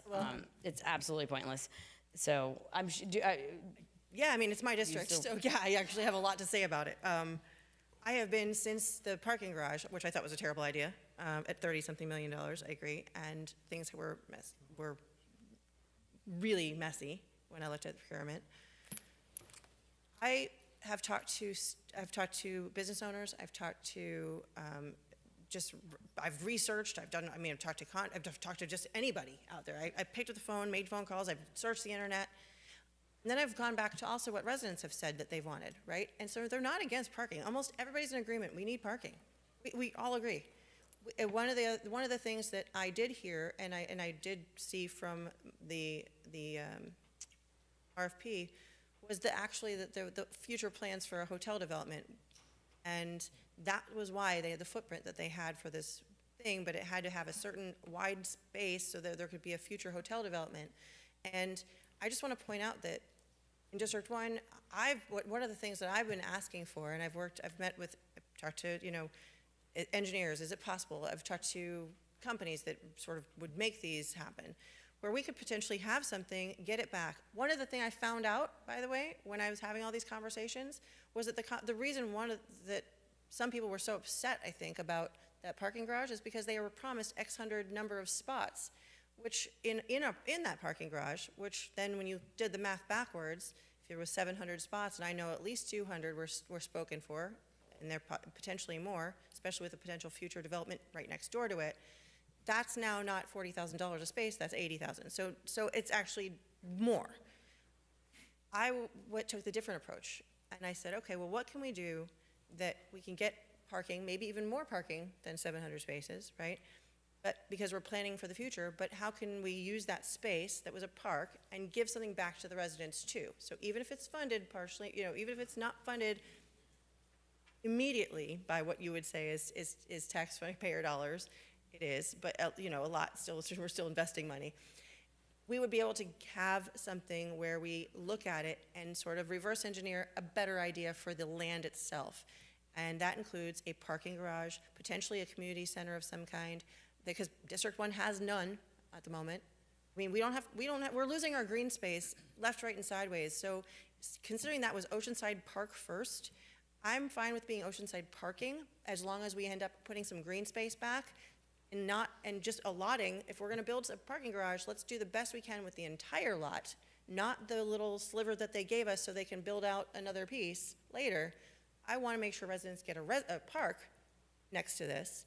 And I want to make sure that we get something feasibly, where we keep our costs low, not just in the build out, but maybe in the long-term overrun. I've even been looking at companies that do these automated systems, because I was up in Nashville for a little bit. There's a lot out there, and I want to make sure that if we are going to have staff go back to reverse engineer something, I want it to be something that the residents actually want, as opposed to what they're going to try to shove down their throats so they can do a different project. And as far as I'm concerned, if RMA is anywhere near this, or our parking consultant is anywhere near this, I am absolutely not ready for that, and I will not move forward until they are gone. Okay, I understand. And there were a lot of issues with what was brought before us. So I think the best path forward was not that, but I think at a more affordable and different process, maybe we could get somewhere on that. And I'd like, instead of just completely ignoring it until December, I'd like us to kind of keep the wheel in motion a bit. With respect to RMA, we'll just transition right into that.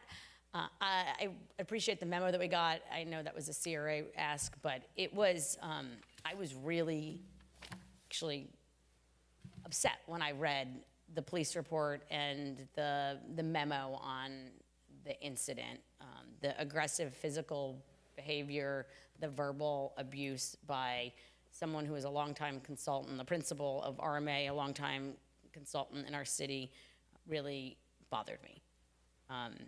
So I would like to know at our CRA meeting, since it seems like everyone's getting one request for our CRA meeting, it's something we've all asked for, but I would like to know in very granular detail what RMA is doing for the $31,000 they get a month from the Northwest CRA. I want to know line item by line item what the work product is, what they are doing for us for that much a month when we're also paying Roca Point, $300,000 a month or whatever it is. So I want to know what RMA is doing, the Northwest CRA, so that we understand as a board why they are the only consultant available who can do this, right? So I have concerns with retaining them, so I need to see what they're doing to understand if there's other options out there for consulting work. So very detailed report on the $31,000 a month in the Northwest CRA in the backup of, at least in the backup of not a discussion item on our CRA agenda next week, because the reports that we're getting just have a total number and they are insufficient at this point, given we're dealing with, I think, a situation of them being fired in Coconut Creek, them being fired in Boynton Beach, and me. I personally have very big concerns after reading the reports about the physical and verbal abuse that was doled out by our consultant. Okay, and with that, I think I'm done. I'll give you so my quote. They're not as good as Darlene's, but I did write one down. What we fear most is usually what we most need to do. Thank you. Very good, thank you. Just a couple of things. First, I know Commissioner Segerson. Thank you, Commissioner Perkins. First, Commissioner Segerson already mentioned it. Memorial Day Parade and Ceremony. We're starting out at 9 a.m. on May 25th. Meeting over there by the park parade route and finishing up at the cemetery. Also, I just saw here we've got a Willie Nelson concert on May the 19th at the amphitheater. That's always good. Also, I want to do a big shout out for a local resident, someone who cares about our community, a woman by the name of Tracy Boyd. She went to the graveyard, the Forest Lawn, and she noticed that the gravestones for Mr. and Mrs. Ely were in very poor repair. So she took it upon herself and she made some phone calls to local residents. I'm not going to name any because I'm sure I'll miss some, but she took it upon herself to make some phone calls to local residents, and she raised enough money to replace those gravestones with some that are, as she termed it, more fitting for the two people that are buried there. So I just want to say thank you to Miss Tracy Boyd for her efforts. I know she indicated she was planning on having some kind of a new reveal of those headstones on June 19th. I'm not sure if that's accurate or not, but thank you to Ms. Tracy Boyd for her efforts on behalf of our community. And also, I do want to also point out, just touching on the RMA issue, which has been talked about a lot here, in the Boynton Beach situation, which people have heard about. I mean, the public's heard about it. Also, the two people who were at the Boynton Beach CRA, they're no longer there because, well, I'm not going to say why, but they're no longer there. The people who actually were working for the Boynton Beach CRA, they've been terminated by the city. That's it. Have a good day. Thank you.